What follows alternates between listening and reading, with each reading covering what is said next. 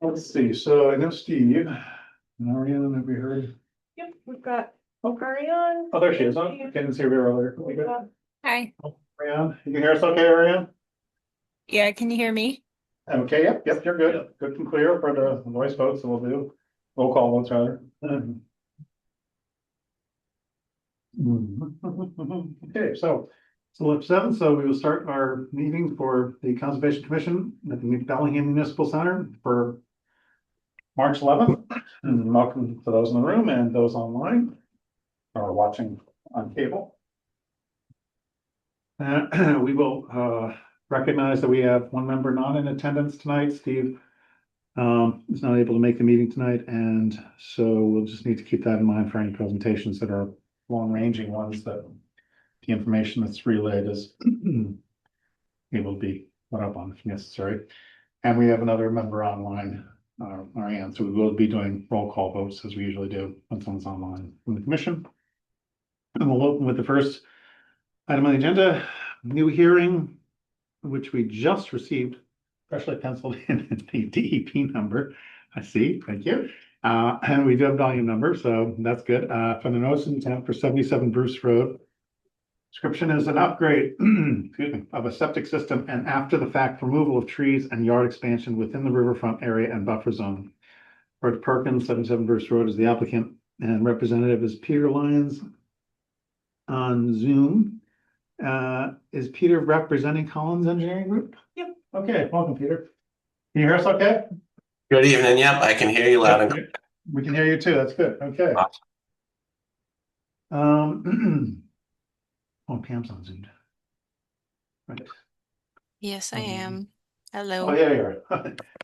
Good. Welcome, Pam. Okay, good. So, Peter, would you like to bring us up to speed on anything that you feel is pertinent to know for this particular item? Sure, absolutely. I have the plan ready to share. One second, Hannah will give you access if she hasn't already. 1 minute. Yep. All right, you should be able to share your screen now. All right, and if we can confirm we're looking at the plan? 1 second. Yep. Yeah, I think that's it. Looks good. Awesome. So I'll start right here and then I can move around the plan as needed. Do you want me to just jump right into it? Yeah, why don't you give us an overview and then if we have as detailed as you feel we need to get, and then we can ask questions. Absolutely. All right, for the record, Peter Lyons, professional engineer and soil evaluator with Collins Civil Engineering Group. We're representing the homeowner tonight at 77 Bruce Road for a notice of intent relative to a septic repair and after the fact tree clearing within the 100-foot buffer to a wetland. I'm going to start off with the septic portion of the project first, and then we can talk about the tree clearing that has been done. Basically, an overview of the site. It's a 21,000 square foot lot at the end of Bruce Road. The street basically ends right here. Off to the northeast, we have a top of bank delineated flags 1 through 4 associated with the perennial stream. And then to the south, we have a BVW and then an isolated wetland. Further south to that, the site topography drops off significantly. I believe it's about 20 feet from the property line down to the existing resources. What we're proposing for this project is to replace the failed septic system with a new and updated one. So for that project, we're going to be decommissioning the existing septic tank, installing a new 1,500 gallon 2-compartment septic tank, which will provide better treatment prior to the effluent entering the groundwater. The leaching field is a 14 by 40 foot pipe and stone leaching system designed entirely within the limits of an existing lawn area. We are not proposing any changes in grade. The existing septic system, where encountered, will be removed. The tank is proposed to be basically crushed and filled, so there's no collapse hazards in the future. The existing leaching field will be removed almost in entirety. A little bit may be left, but that will be safe moving forward in the future. A couple dimensions. If we look at the southeast corner of the leaching field, we're as close as 84 feet to the location of the isolated wetland. The septic tank is proposed 115 feet from that resource. And then back to the stream, the 100-foot buffer clips the front of the site. And this is the 200-foot buffer coming in through here. Excuse me. So basically the system, we chose more or less the existing location to avoid any tree work, any changes in topography, and also to keep it away from this hill. As we got closer to this hill, the groundwater does rise with the topography, so that could potentially result in the need for a pump system or increased grading. So that's basically what we got going on for the septic. And then it was noted by the commission, this dark black line here was a historic tree line shown per the 2018 town GIS mappings. The existing tree line now, it's faint and a little tougher to see, but it's the squiggly line. Basically, the owner, unknowing of the wetland situation, cleared almost up to the property line. So we're talking roughly 90 feet from the resource in this area, and then to the small intermittent area, it looks about probably 30 feet or so. If that's the 50-foot buffer right here. So this little triangle area of clearing is within the 50. No grade changes on the site, but they just removed the vegetation and turned it into a lawn area. How long ago was that done, do you know?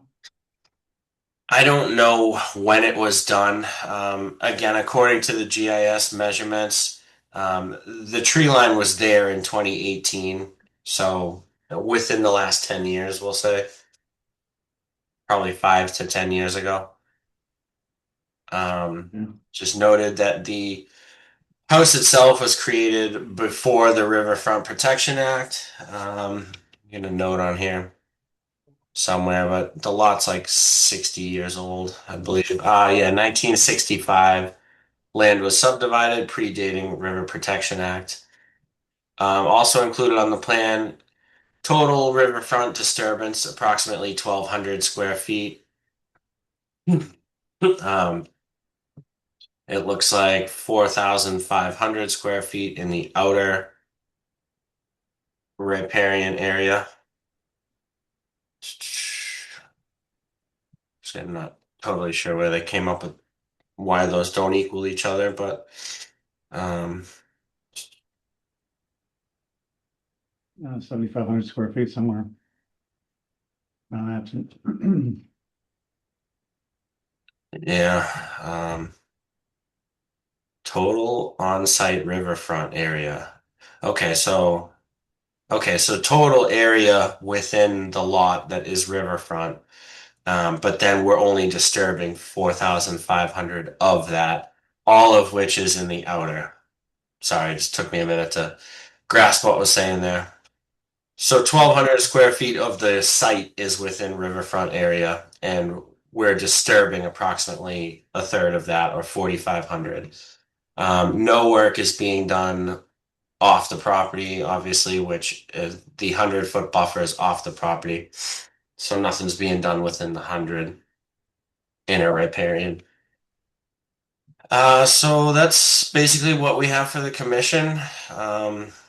Ideally, we'd like to obviously move forward with the septic. It is in failure. So time is of the essence of getting this fixed. I don't know if anyone's been out onto the site, but it is, the overfilling and leaking into the ground at this point. So whatever we can do to expedite this and however we can handle the lawn area, I guess it'd be up to, whatever you guys have to say. If the commission has any questions, I'd be happy All to. right, I'm sure we have a couple, so, Yeah, do you want me to give a couple updates? yeah, Anna, why don't you go ahead, fill in a few blanks and. So because of the snow cover, I still haven't been able to get out there to confirm any of the wetland boundaries. The ones that are shown on there is town GIS. Those were just, I did like I was reviewing aerial photos and I just kind of marked it up looking at it from aerial. So that's really just my photo interpretation. So there's no like on-site GPS and I haven't confirmed any of those wetlands at this point. How long ago were they flying? I think right before the original snowstorm. Oh, so this, yeah. Yeah. It wasn't like, it was 2 years ago. Oh, no. Nope. I believe early January we were out there. Okay, And then I can share some of I believe you have this information in the portal, but I have some of the mapping. That just shows the tree clearing. So 2018, there was, that original tree line. And then between that and 2020, part of it was removed. And then 2022, and then between 2022 or during 2022, between March Can you and put that up for us? August. Yes. Oh, yep, he stopped sharing. Do that now. Thank you. There.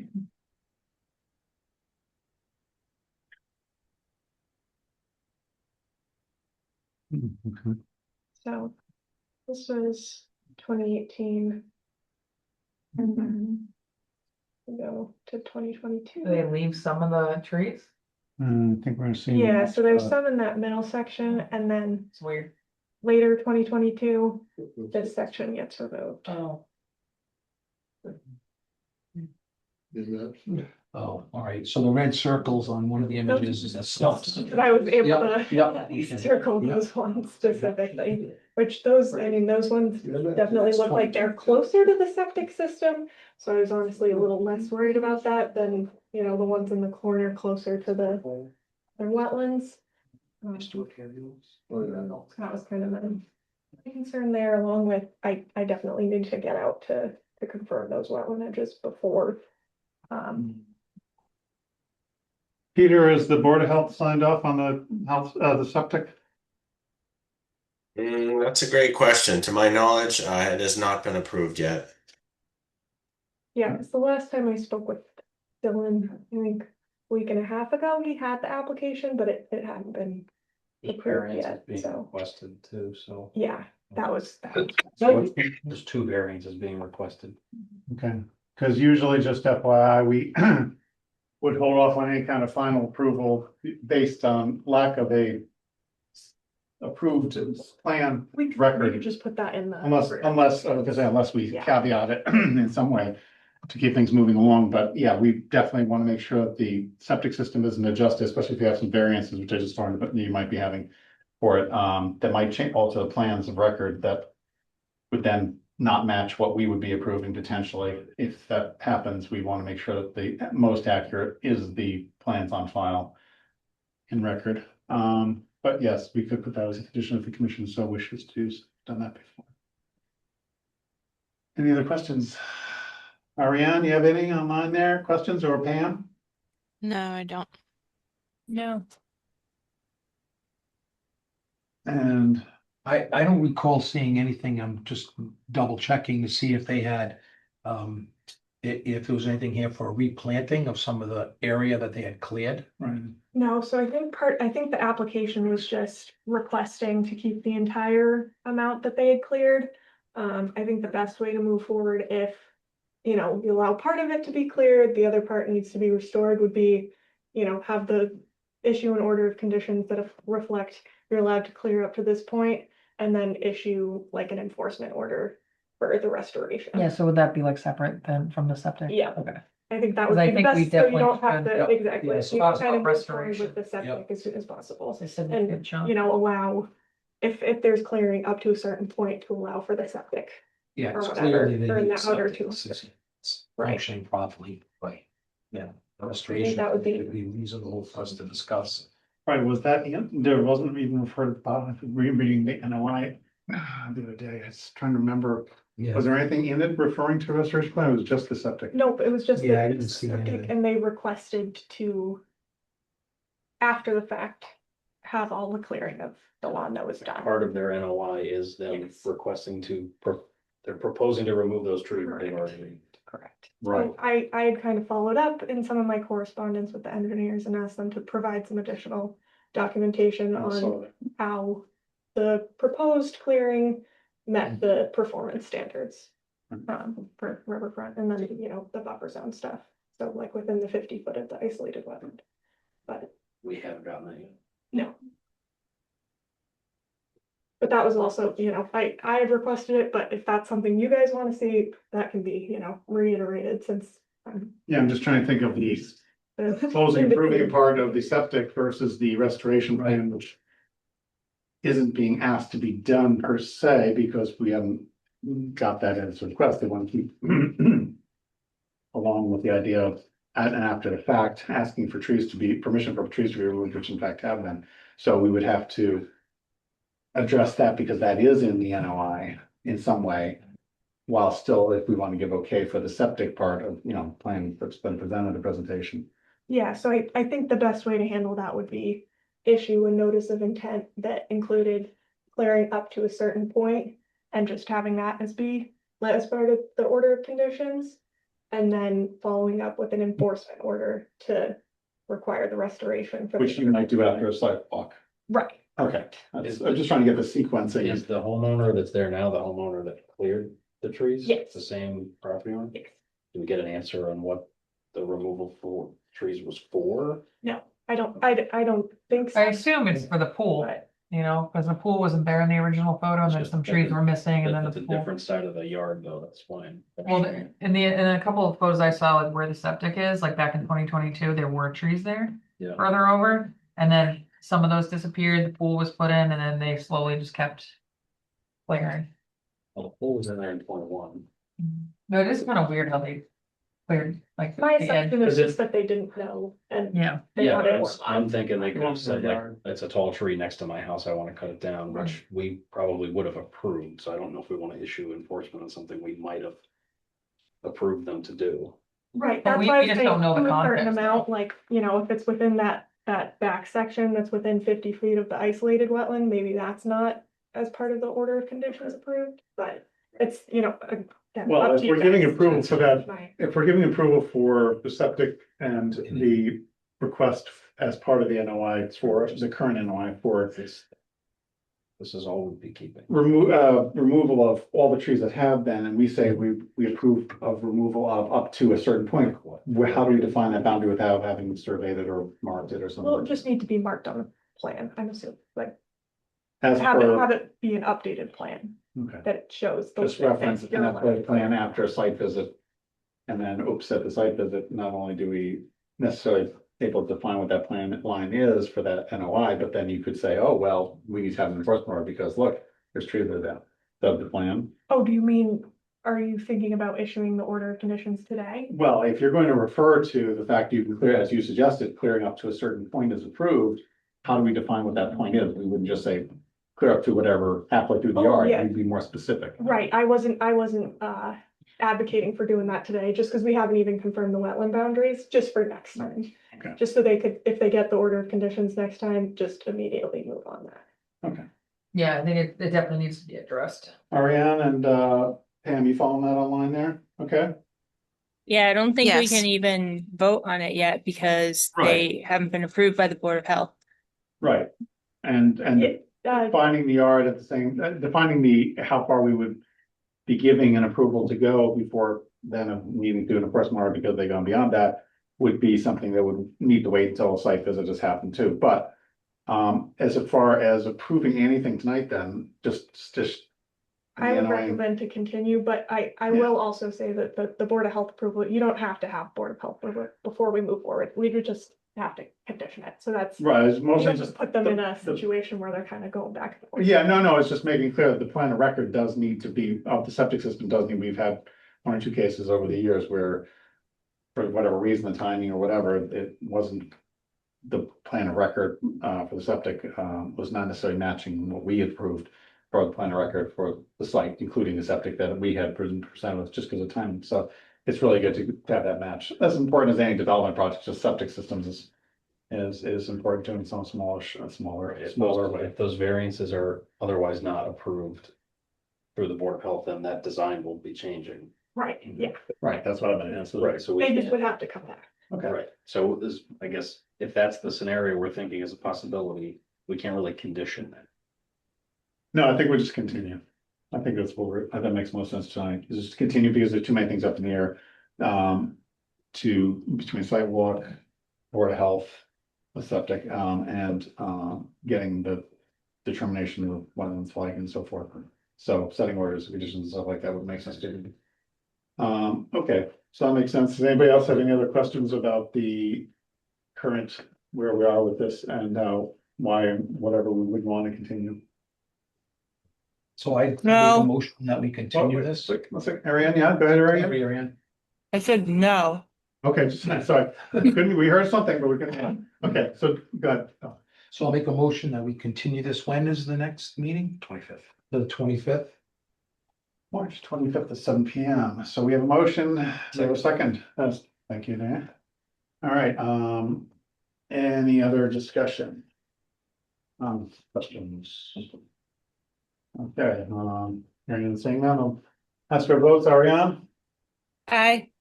Pam, Aye. Cole? Aye.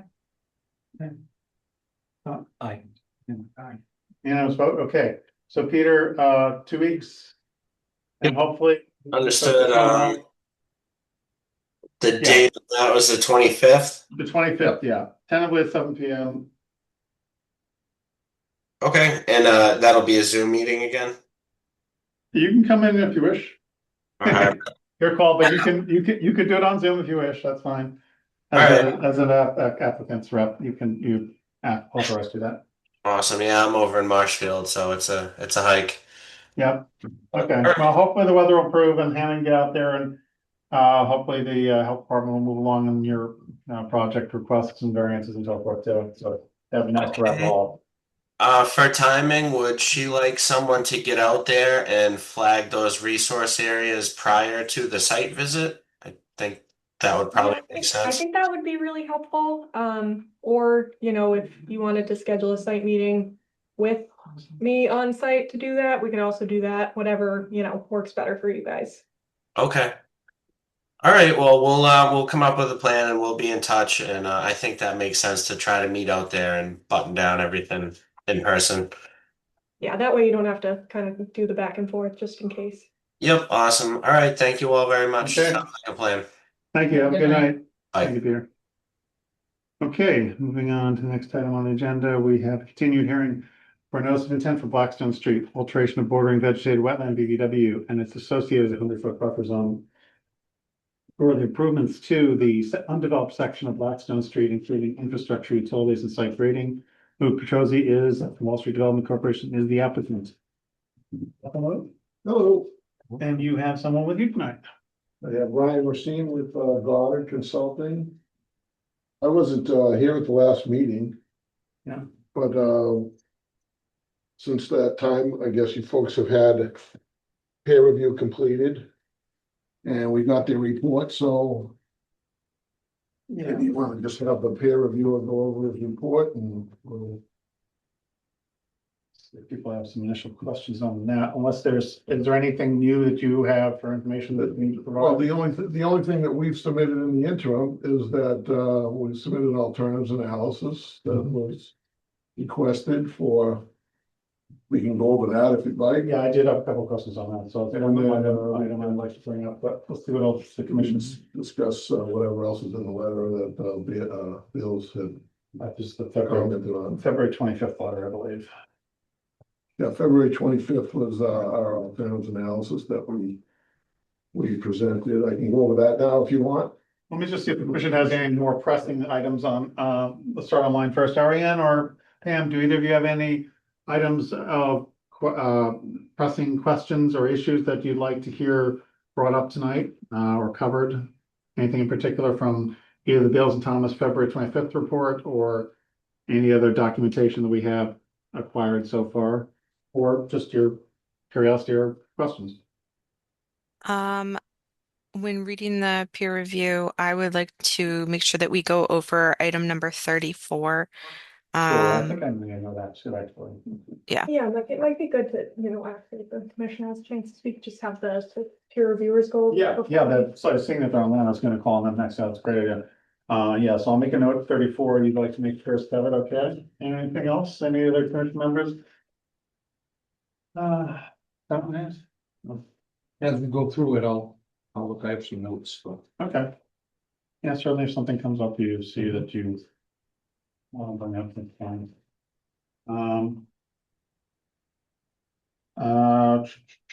Before we jump into the alternatives, because I think that's gonna come out as part of that, one of the items on this Beals and Thomas, report, I think, did cover the alternatives, or refer to the alternatives. Let me see, about our consultants who are online here. Who do we have today? Look, Andrew, Yep. Good evening, Mr. Chairman. Andrew Gorman from Beals welcome. and Thomas, and also joined with me is Tom Mikulak from Beals and Thomas. Hi, Tom, welcome. Would you like to highlight your report from February 26th, some of your responses, or is there any particular things there that you feel that we ought to hear as you look through it, review through it? Yep, certainly we can register a few key comments. I will lead with some of the environmental pieces, and I'll defer to Tom afterwards on the civil engineering components. Okay. So we did take a close look at the revised replication area, and we concur with the design and scale of it. We do have some recommendations for monitoring and environmental oversight should the commission issue an order of conditions for the replication area as designed.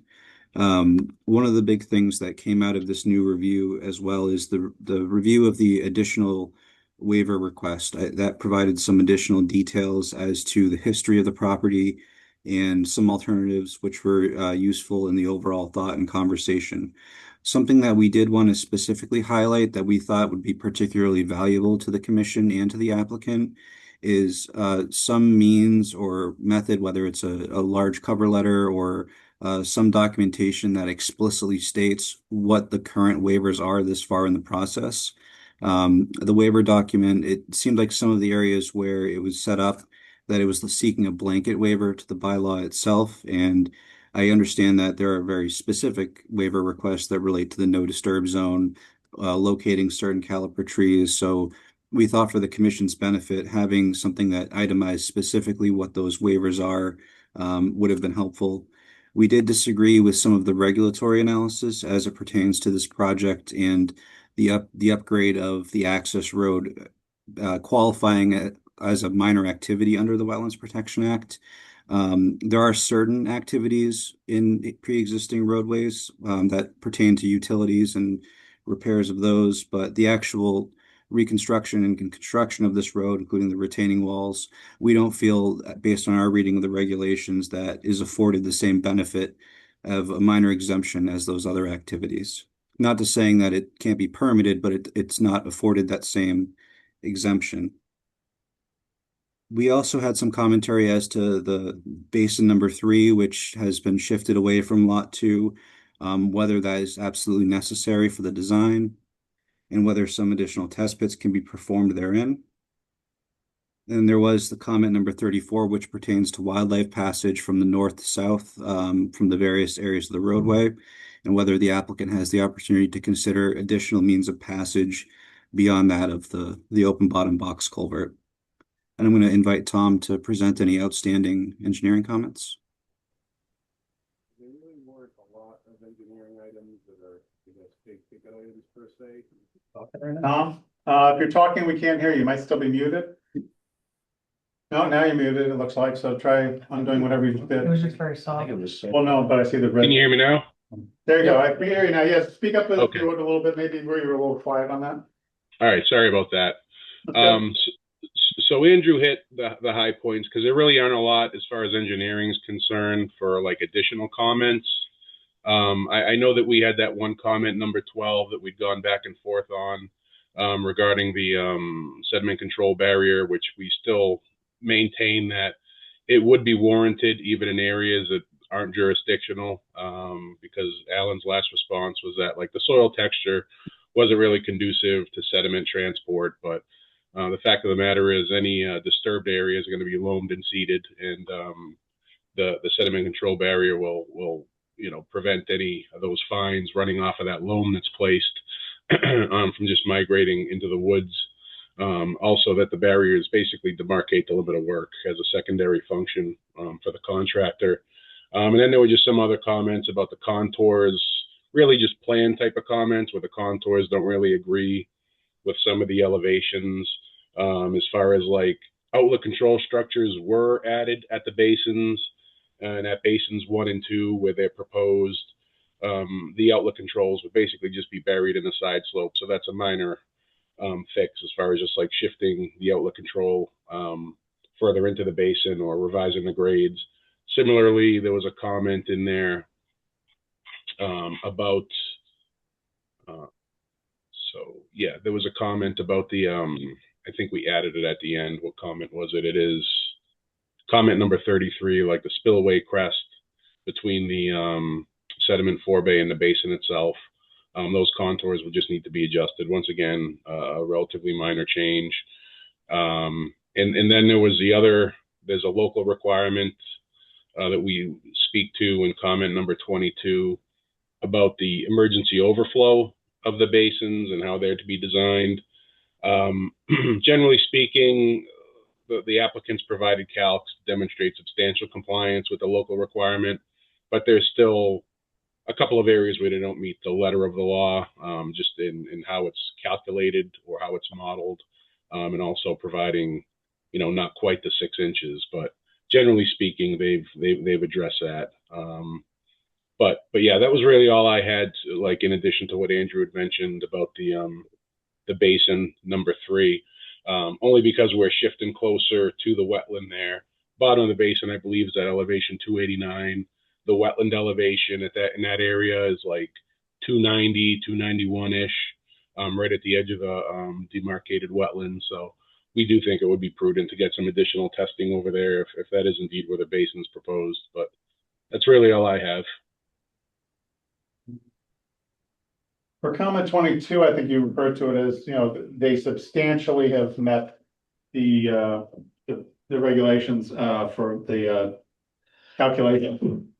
It sounded like it needs a little more tweaking, but I'm not clear that is what would take to have it actually comply to your satisfaction / the requirements of the regulations. Is something where there's dramatic differences, 1 or 2 calculations just need to be moderated, or we're talking about potentially a shift in a location of a basin or something else, change in the design of a basin to make the numbers match what they should be. Yeah, I don't think there'd be any like horizontal shifting of the basin. If anything, it just may be tweaking the spot grades at the berm elevation to just provide that additional berm height so that then the freeboard requirement is met. The only reason I can't definitively say like the total impact is because they didn't calculate it totally as intended by the regulation. So there could be some like additional freeboard required once they calculate it correctly. And this is something I can certainly get into with Alan, like offline, to kind of discuss and just kind of put this one to rest. But it's not a huge change in that. It's not going to materially change the basins other than establishing like a different spot grade elevation or top of berm elevation at the respective basins. So it's really just a elevational tweak. It's not really going to change the look of any of the basins. It really just comes down to like the fine grading, if you will, of the berms. Okay. Commission members, having heard our consultants, peer reviewers, comments, spark any questions or additional items on their report that you now think we ought to bring up or in the future bring up, in the near future bring up? or ask for more information about. For example, number 30, the applicant's waiver request does not address the relief sought from identifying 10-inch caliper trees or greater within the buffer zone. So asking for relief from that, but not addressing. How would you rephrase number 30 there, either Tom or Andrew? So I think that plays into cataloging specifically the waivers that are necessary for the bylaw, from the bylaw, based on the application the as narrative. presented. Yep. So if there was additional narrative about that, how, why? Okay.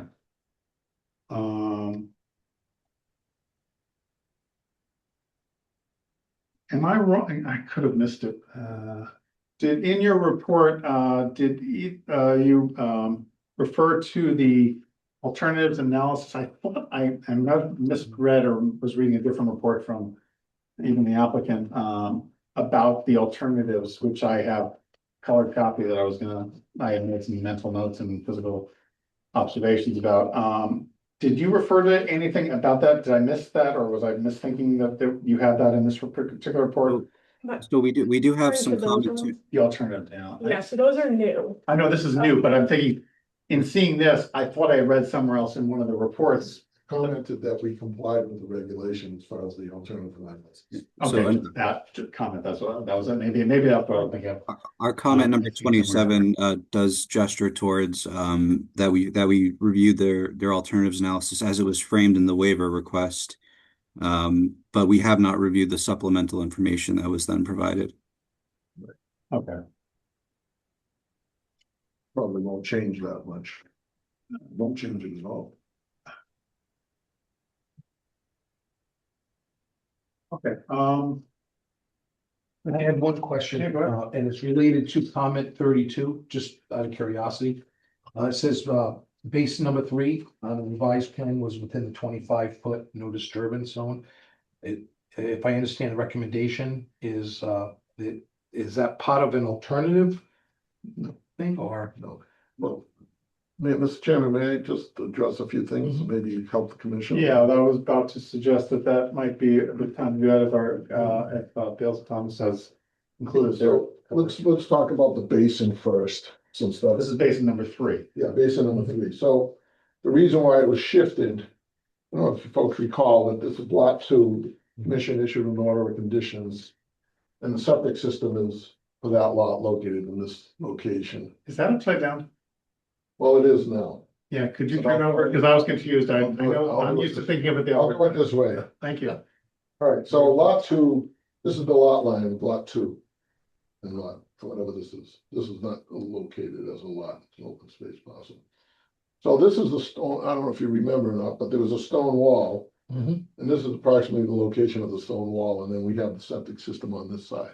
And we were using this, if you look at the plan that was approved, we have this is our limit of work, that we use the stone wall as a limit of work. So shifting the basin over would compromise the septic system that's been approved and all of the other work that we've done. What we're proposing here, these areas here are the areas that encroach within the 25-foot. We're proposing those as temporary disturbance areas, where we provided a planting plan for each of those areas.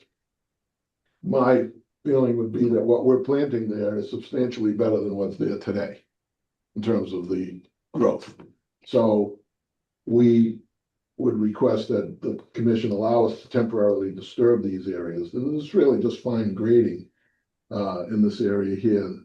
This is the chain link fence that runs, that they require us to put in. So it's not, I don't even know that we'd be incurred, even though I've highlighted this as based on the contour that was at the bottom of the slope. But quite honestly, I don't even think we're that far into it. But we have a leveling area here that you can travel around the basin. And we have these areas at the side of the slope that will be replanting. And I believe that was, didn't we submit a part of the plan that was Yes. planting plan for that? You folks, I don't know where. There, I saw the planting plan. I have a copy of There is that. a planting plan to restore this area whatever disturbance there is, and I think So we're not shifting the basin to the left away from lot two, correct? originally it was on lot two. Right, but you're not And I shifting thought it. that's what generated the plan revision to move the basin in this direction, because I said to him, you just took away an approved lot with a septic system. And so that's what the plan revision was for, to shift this basin over and encroach a little bit into the 25-foot. So that's question number one. What was the other thing that he was asking for? Let's talk about exemptions. I don't want to get into exemptions because the worst case scenario is that the road stays where it is right now with no improvements. And we still would be able to travel. This whole proposal is based on trying to construct or reconstruct or improve this roadway to town standards. If we were not interested in doing that, we could simply just not fill any wetlands, leave it as an existing condition, and travel along this roadway and build our lots. We could pave from there over and from here over outside of the commission's jurisdiction, and we have enough travel way there to get by. The point of the whole project is to improve the roadway so that it improves the situation that's there regarding stormwater and erosion and whatever else is affecting the vernal pool. The culvert could be restored. We could apply for that. But we think this is a better plan overall. And so it does have exemptions for us to put utilities in the ground, and whatever ends up happening with the grade, we finish grade it and whatever. We don't need to fill any wetlands to do that, but it doesn't accomplish what would be in the best interest of the town relative to the resource areas or for future development, because this is a 220-acre parcel. It's going to get developed. We've avoided, for the benefit of the neighbors down in Blackstone, not connecting the roadways.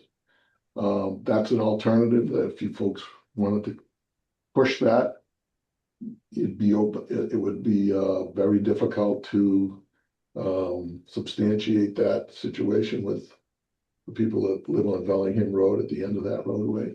And it wouldn't solve any of the issues. We'd still be traveling along that roadway, and it wouldn't be, let's call it, when you get into the words economically equivalent. We have to build so much road to exit lot 3 is probably like 500 feet. To get to lot 3 from Bellingham Road, we have to build 1,400 feet. So it's not an economically equivalent alternative to just break it off. And again, the roadway is it's a legal roadway. The regulations specifically call out. When you say legal roadway, what do you mean? I mean, it's a right of way with rights to people who live on or at the end that have As rights. opposed to being a legally acceptable by DPW standards. Has nothing to do with that. So you just use the word legal. I'm just trying to get clarification. What legal means, laid out on a plan, recorded at the registry of deeds prior to the adoption of the subdivision control law. That's what legal means. And in this case, legal also means that it was a public way, and the town decided that they didn't want to maintain the road, so they discontinued it as a public way to avoid liability. That's really kind of in a nutshell what transpired. Now, we can keep this as a private way forever. We don't need to build it to town standards. All I need to do is provide adequate access to the lots. Adequate access could be paving the roadway 20 feet wide, and end of story, it'd be a private way, just like you have a lot of roads in Bellingham that are private ways. Those are ways that didn't go through subdivision process. They were historic ways, as they call them. So those are things that are, in our opinion, wouldn't be in the best interest of anybody. I mean, the roadway, if it was left the way it is as a gravel road, you're still gonna have the erosion, you're gonna still have the siltation, no stormwater management. Those are things that we call bringing it up to town standards, installing all of those infrastructure requirements. So, the reason why we're building this is to make the road a little wider for public safety. Really kind of what it is in a nutshell. So that's the reason why we're doing this. We did, like, this, it concedes that we do have the ability to put our water in there and loop it and do all that stuff. It's an exemption on the regulations. So I think, what we talked about in number 34, which is, we submitted from Goddard, submitted an additional habitat evaluation. All right. Yes. And I don't know if Beals and Thomas reviewed that or not, but that was submitted, and it was that. Yep, that was just part of the, Right, so we did submit an additional habitat evaluation. I don't know if the commissioners have read it or not, but the comment that Beal has come back with is, can we provide any kind of avenue for habitat to cross the roadway or pathway? Amphibian passage, yeah. Yeah, so you've, did you bring anything to pass over? Yeah, well, I had those. So we have identified a couple of areas that would be, we've done those in the past where you have a tunnel that go under the. So what we would do in this particular area, this is where the culvert is being installed. This is, what is this, more upstream? Yeah, so this is a little bit further west down the road. So we have the vernal pool. This is just blown up. This is the wetland replication area right here.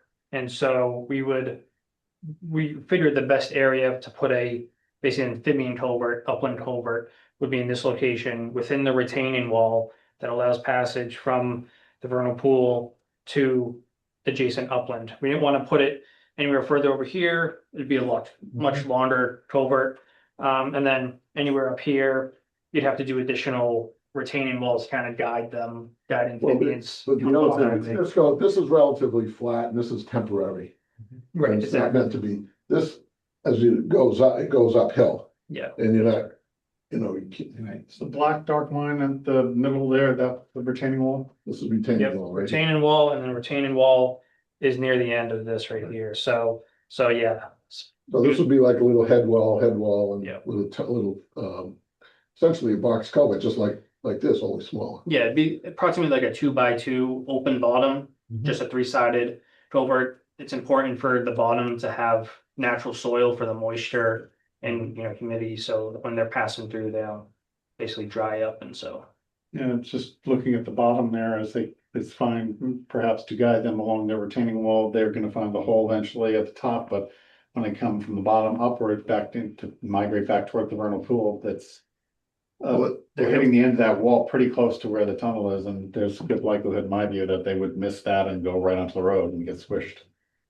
Well, no, they're not gonna get up to the road because this is a couple of feet high. No, but he's talking from Oh, the okay, side. I see. So the The other wall thing, ends right there. yeah, so that wall does end there. I mean, you could add some like temporary, there's a company called Animex that makes a lot of wildlife fencing, and they have semi-permanent, basically, it's kind of like silt fence, it's semi-permanent, it's more like hard plastic that you can kind of use to guide them. So you could add something like that instead of a full-on retaining wall, which would just add a lot of cost. So you could add that a little bit further, but you have to also think about the future development of what's going to be there in the future. So you wouldn't want to extend it too much, but you could extend it a little bit to help guide any amphibians.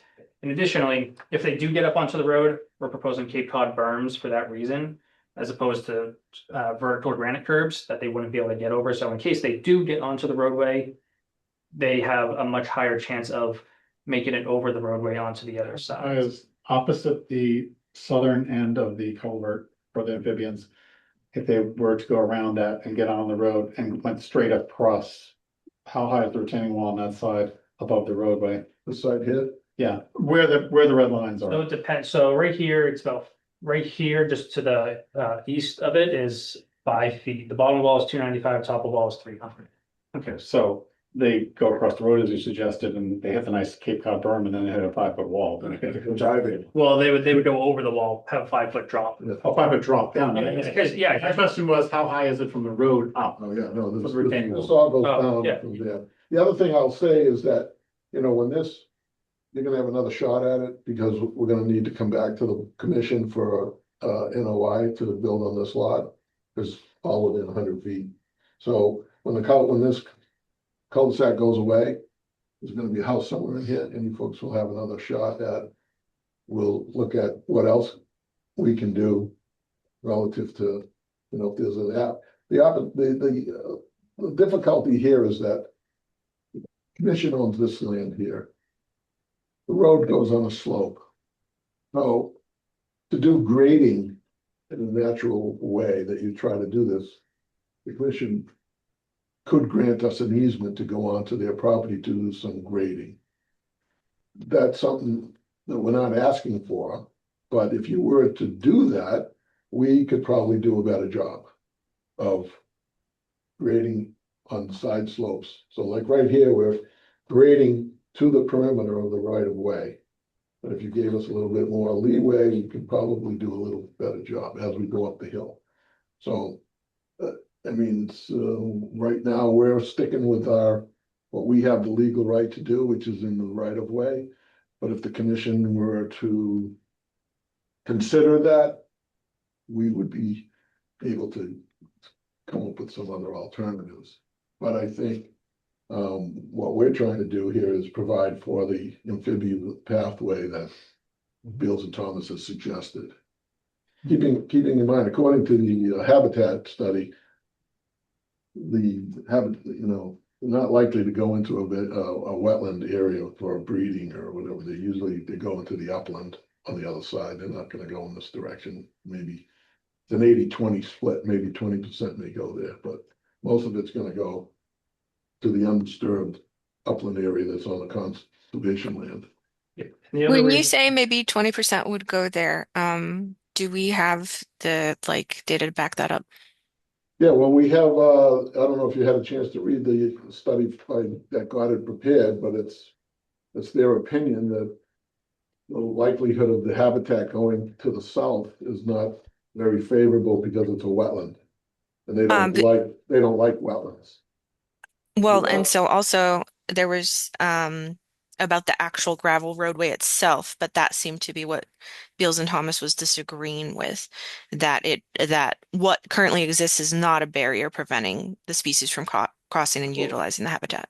It may not be, but it's the existing condition of the gravel roadway is detrimental to the vernal pool itself because you have stormwater that races down that roadway, erosion, sedimentation, and all that stuff that just goes right into the wetlands north and south. So I can't imagine if a private owner was doing that on his property, you'd want him to correct that problem. And we're just simply trying to do the same thing.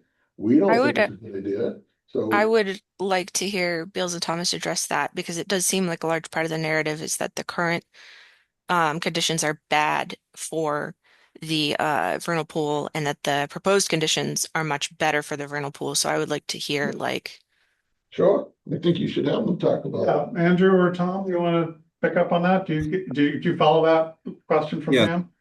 Thank you, Mr. Chairman. If I can elaborate on our reading of the wildlife habitat report, I think something that we were trying to emphasize is that I think we concur that outside of the vernal pool breeding season, some of these species are going to be using the surrounding uplands. And I think what we were trying to convey in our comment was there's also outside of the access road, there are undisturbed forested uplands south of the access road. And that was the intent of encouraging them to investigate additional amphibian passage below the roadway. So those pathways would be further conveyed, whether it's in the upland or in the wetlands. So they have other means for access between the north and the south. So I just want to, maintain that there are forested uplands in the buffer zone south of the road as well that have some value.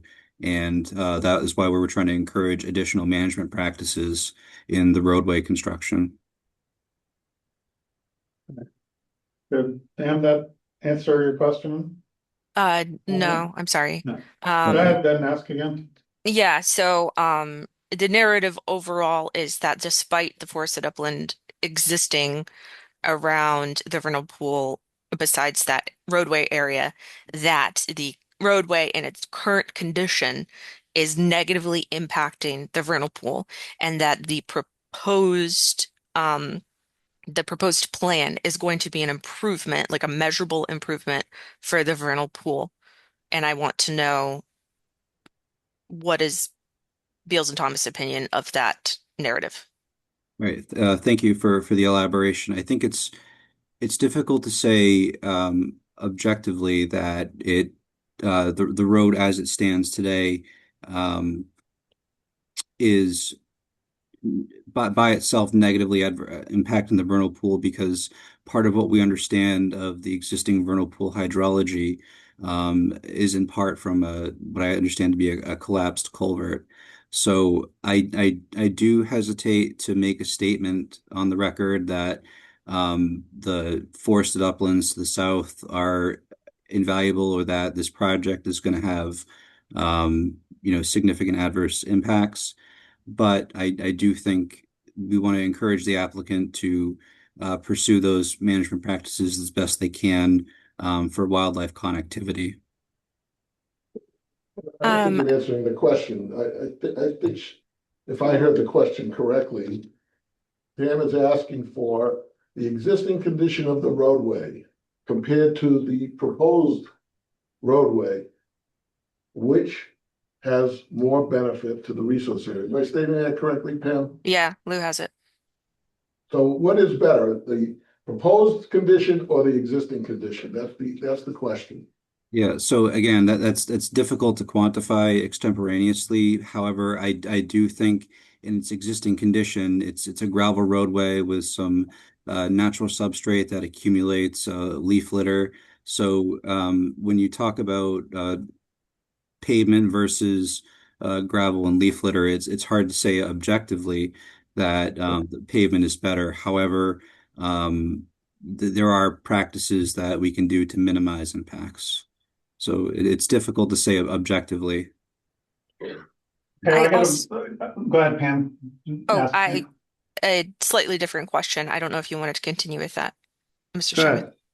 Um, so I was also wanted to know about the impacts to the vernal pool of the proposed construction, that it is so close to the vernal pool, the actual construction process itself. Well, I'll answer that question. Well, when the road work is done, the vernal pool won't be, it'll be dry. So there will be no impact to a vernal pool when the work is being done. That can be a condition of the order to get to that point, but nobody intends to go in there in the middle of the winter when you have full flooding conditions and try to do work there. That would not. Well, let me make sure I understand. Pam, are you asking if any work will actually be done in the resource area during the road construction? No, Or just I'm the speaking of the impact of, impact just in general of the construction? yeah, I mean, Okay. because obviously we have this buffer zone where we don't want people to build set out for a reason, and that it can negatively impact the vernal pool despite it not being directly in the vernal pool. So I want to know the project as proposed. Do you believe that there will be effects to the vernal pool if we were to allow building so close to it? If I may, Temporary. Chairman, are we being asked to opine on that? I guess, yeah, Pam seems to be asking it as an open-ended question for either of you. Yep. So I think that Pam raises a great point. There are razor thin margins in terms of the limits of disturbance and the boundary of the southerly edge of the delineated vernal pool. So in matters like this, we always recommend observations from third parties and town oversight of the project, specifically for erosion and sediment control as that area is being built up. This is why we had, I think, early comments on material staging, making sure they're outside of those buffer zones, because there are some very close margins between the limit of disturbance and the delineated boundary here. So I think it's something where strong oversight is significantly recommended. But I hate to. The question is, will there be adverse impacts as a result of the project? That's what she's asking for. That's what I'm asking for right now. Give us an opinion. That's what I'm paying you for. Easy.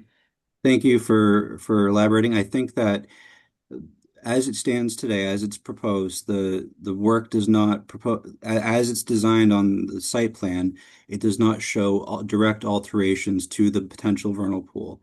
What I'm trying to convey is that work within buffer zones, especially very close to resource areas, are very razor thin margins, and very things happen with contractor error, so we recommend strong oversight, whatever that mechanism might be. But as the plan is presented today, no direct alteration of the vernal pool boundary is shown. So Andrew, if I could paraphrase, if everything goes perfectly according to plan as written up, there shouldn't be long-term at least negative impacts on the vernal pool and resource area Well, can by the I construction. add that we should be having those criteria outlined in our order of conditions when we get to that stage? So it would be like what Lou said about the water level being low when he's performing the work in order to avoid impacts to animals that are in the water. No equipment in the vernal pool, sediment and erosion control, and all those requirements. Yeah, absolutely. Those are That's definitely conditions that should be in an order. Mr. Chairman, that's actually not how I was interpreting what Andrew was saying. I think what it sounded like to me, so I would like to get this hammered out, is it sounded like it potentially could, and we don't really know because it is so close to the vernal pool that there are enough factors that he's not willing to make a definitive comment on it. If I could just clarify Go ahead, that. Andrew. I think as it's presented on the plans, I think we can make a definitive comment that it's shown to not have direct alterations of the vernal pool as a resource area boundary. I'm just saying that there are construction phase things that happen, and the commission may want to consider appropriate measures to mitigate and to deter any effects that might happen as a result of that, which can happen with any construction site. I just don't want to say that the project as it's proposed is altering the BVW within which the vernal pool is housed. No, that's not precisely what I'm saying either. I am asking about not, I'm not saying that the proposed project is going to be directly impacting the edge and interior of the vernal pool. I'm saying is, will it affect the vernal pool having construction work done in the buffer zone? In the long term, Pam, you're talking about negatively? Long term, short term, kind of just impacts in general. Okay. Yep. So I think that's a difficult question to answer extemporaneously. I do think that the project can meet the performance standards for work within resource area buffer zones. And I don't feel comfortable answering a hypothetical, quite frankly, but I do think the project has demonstrated that it can at least avoid direct physical impacts as shown. And I'm not trying to be purposefully evasive. I just don't want to say something on the record that is contrary to best practice. Yep. No, nobody's listening off the record. That's not fair. So you've made it clear that, this is a difficult call and you're not willing to, or not wanting to at this point in time, state definitively on that, and that's fine. You're asked an opinion and to give an opinion, and your opinion is that it's a close call and one you're not comfortable saying on. And that's a statement. Yeah, no, I will say, listen, I've been doing this a long time. There are situations when it becomes very difficult. You have a large rainstorm, causes all kinds of runoff, and you have to have, as he said, monitoring in place. You have to be prepared for emergencies. You have to be doing it in a dry season when there's no potential for adverse impact to habitat or anything like that. So there are lots of conditions that the commission can include to dictate when the work is done, how it's done, what happens if there's a rainfall of, I don't know what you folks do in our other projects, if it rains over an inch or whatever, it's monitored and so on and so forth. So I can understand the question regarding adverse, impacts, future and present during construction, but I think definitely long-term, it's gonna be a cleaner situation. Well, Stormwater management. Cleaner situation and stormwater management are one factor and certainly not Sure. something to be dismissed. However, the commission is also, and this is where Andrew and Tom, I will defer to you and eventually to Hannah perhaps, and our other resources we have. Going from the down in the mud view right now to the 50,000 foot view overview, the commission needs to have the applicant, I believe, tell me if I'm wrong, Andrew or Thomas, prove that they are not making any negative impacts in the long term to the resource area. In this particular case, I'm referring to the vernal pool itself. And that they need to show that that won't happen conclusively enough for the commission to feel comfortable moving forward as part of our requirement, that's the way I understand it, to protect resource areas in the town, in particular, in this case, the vernal pool that's right here, subject to impact potentially. Is that a correct assessment? There's the applicant's requirement to prove that they are not negatively impacting it. It's not ours to say, oh, I think you're doing okay, and we'll hope for the best, correct? And who holds the burden of proof? Yes. So is it? Right. I just want to make sure that we heard in this particular case. And then the second is it's the long-term impact, not necessarily during the construction, although that's important too. You obviously don't want to cause a lot of problems during the construction, which may linger on, but the long-term impact to the site after the road, let's say, is finished and completed, if it was approved as designed right now, with no modifications, no alternative analysis, moving it or changing the major design of it, that it still also needs to show in the long term that what would be in place, not just during construction, would also not negatively impact the resource area. Is that correct? Andrew, Tom? Yes, Mr. Chairman, thank you. As was stated, the applicant has the burden of proof of demonstrating that no adverse impacts are going to occur as a result of the project to the function. Is that DEP and Bellingham bylaws or just Bellingham bylaws? So it's also a function of Mass DEP. Yep. Okay, DEP, yes. Okay. All right, thank you. I'm gonna need to move along to a couple other hearings, but I do want to stop for a second, because we said we were going to talk about alternatives and say that I will have a couple of questions about alternative 1 and 2, which you guys did provide recently. I don't want to bring them up now because I think it's going to be longer. I just have a question for the applicant to perhaps bring back at a continuation if they're going to continue. And that is the alternative 1 and 2 that you provided with this color rendering, and it was a black and white rendering too. Right. I started to do the math and I didn't finish it. The impacts for both. I have a chart there that was. Yeah, right. No, I see the color and the coloration thing, but I'm just looking at the numbers, which I'm gonna. For the wetland impact, the bank impact, and the 100-foot buffer zone impacts. For alternative 1, which is a 50-foot vernal pool buffer, right. And then the other is moving down to the 100-foot line out from there. There differences between those. I was gonna just ask for a summary. He gave us a. Was that not attached? No, he gave us a table part. In the memo. Pull it up. Okay, yeah, if there was something I must have missed a memo. I was focused on the plan more and seeing the numbers there. So essentially, the impacts vary because of the edge of the BBW. Right. But the current. It's closer between 50 and 100. The wetland is a little bit larger impact because of the irregular shape. As you move the roadway down further outside 100, then it's a more rectangular shape. But to do this roadway, you're not just counting resource areas, you're counting complete disturbances. You're talking about a complete roadway being built, and then you're still left with the existing roadway, because that roadway is not going anywhere. It's going to be there. It's a legal roadway.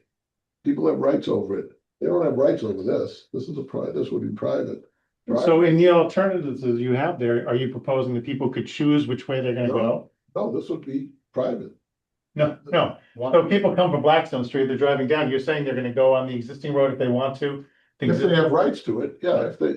Okay, so. It's a travel way, they can. So why would you propose a road which people would basically be choosing one or the other. I'm only providing the alternatives analysis to demonstrate impacts.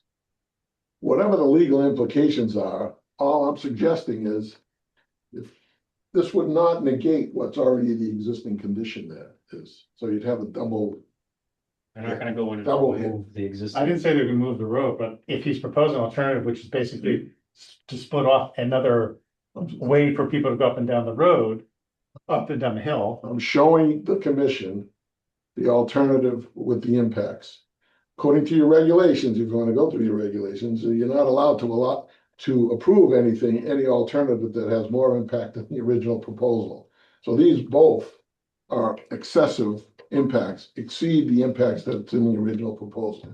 So by regulation, if you want to go by your regulations, you couldn't approve these anyways because they already have impacts greater than what was being proposed. Sure, there's tree clearing if you move it south, and you're impacting BVW, and you're also moving it away from a critical resource area too. So I was gonna ask Fields and Thomas, based on those alternatives that I provided, you guys got that information correct, including the table? Nope, so this is new. Okay, So they didn't review this as part of okay, it. so So I would like them to be able to review the alternatives, and I don't know if the applicant is. I reviewed it. They've already made a comment in their peer review. But this information, Hannah is saying they did not If get. I can No, comment, it was in the narrative that we gave them in Wait a December. second, wait a second. so. I don't agree that Bills and Thomas needs to review this. One, because the function of that vernal pool, its function is meant to be habitat for amphibious species. If we're now entertaining an alternative that's adding a road, now we're adding an additional block for wildlife migration into that. The only reason that wetland is special is because it has those species in it right now. So if we're entertaining alternatives that adds an additional blockage of that, that is directly harming exactly what we're trying to protect. Well, I just want to have that assessed so that somebody who's more qualified than I feel I am. I see think there's that the trade-offs, right? I mean, assessment should anybody in this focus room could do on, that. I think the Marianne, assessment should focus speak up. on whether we have looked at all reasonable alternatives. Moving the road a couple feet isn't necessarily the only alternative for the site. It also seems like the road is being widened quite a bit when it's being moved. That's the same scale. Actually, what you see in the black, that's the roadway, is actually narrower than the existing right of way that we're proposing. So if And we then were to go, if the right of way that's there varies between 27 feet and 40 feet wide, variable width.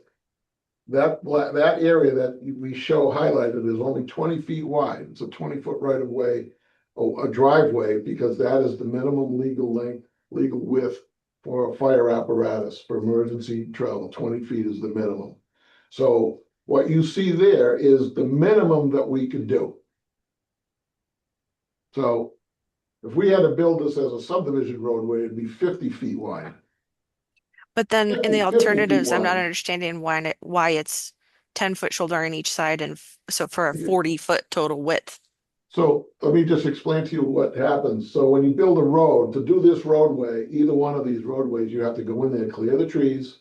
You have to excavate out down to virgin ground, bring in suitable material for stabilization of the roadway, gravel and so on and so forth, so that you can drive a vehicle over it. It's a lot of work. And that elevation is probably 2 or 3 feet lower. We already know that this elevation in here on both sides is 2 or 3 feet lower than the existing roadway. Well, that roadway has to be brought up.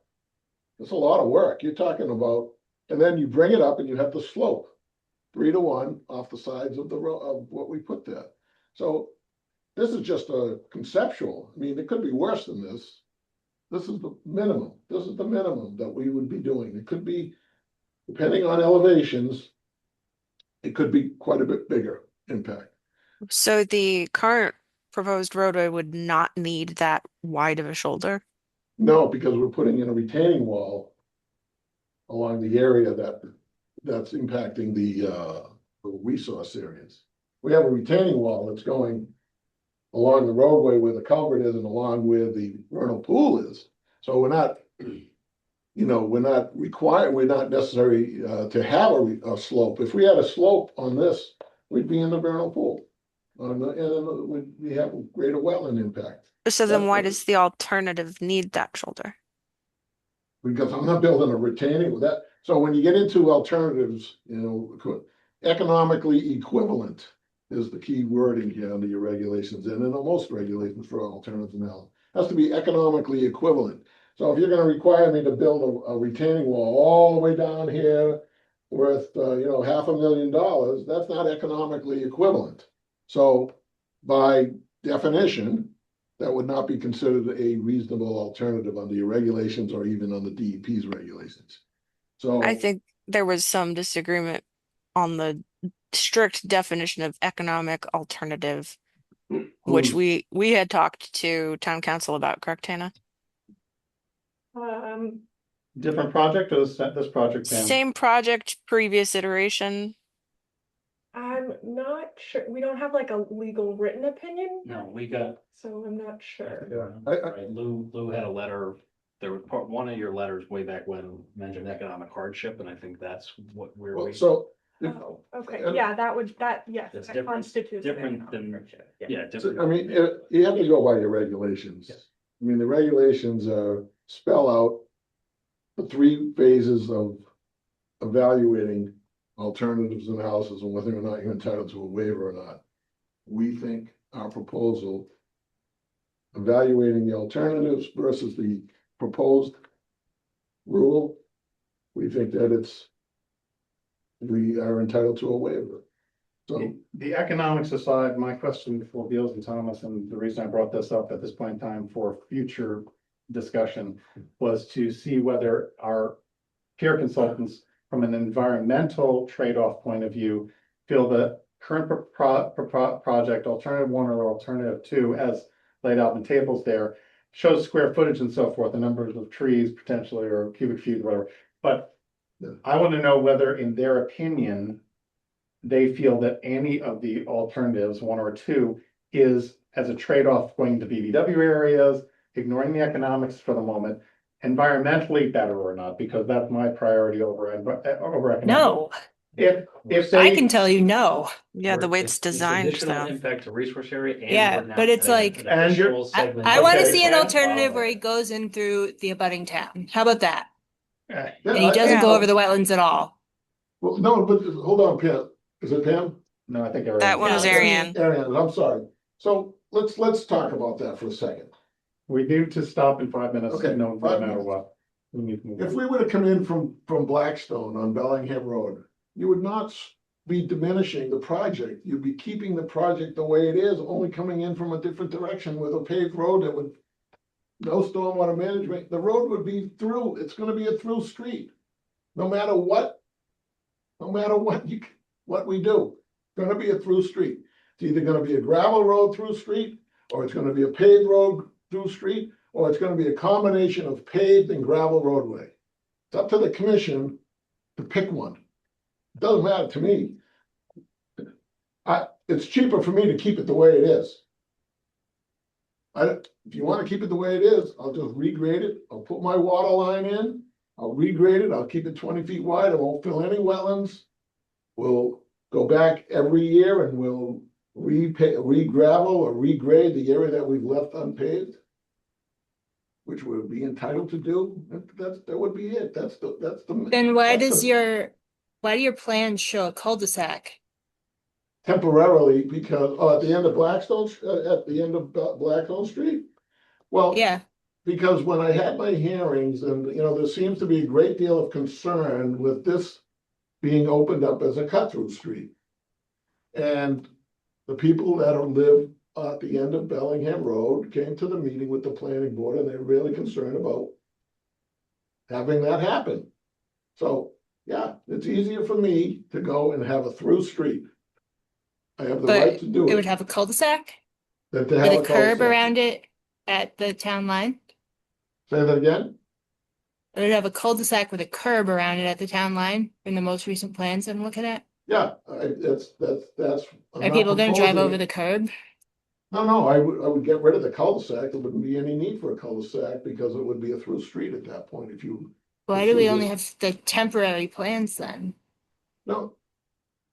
I'm proposing that as a cul-de-sac in lieu of having a through street with the planning board. Now, for emergency access, maybe there'd be a break in that so that vehicles, if there was an emergency on that side of town, and like we had a 30-inch storm and you couldn't get down Blackstone Street from Main Street or whatever it is, they could come around and come in through Mendon or Blackstone. That's what emergency access is all about, is to, have that. So, but if this were a through street, so if we were coming in from on Bellingham Road, nothing would change. This would be a through street.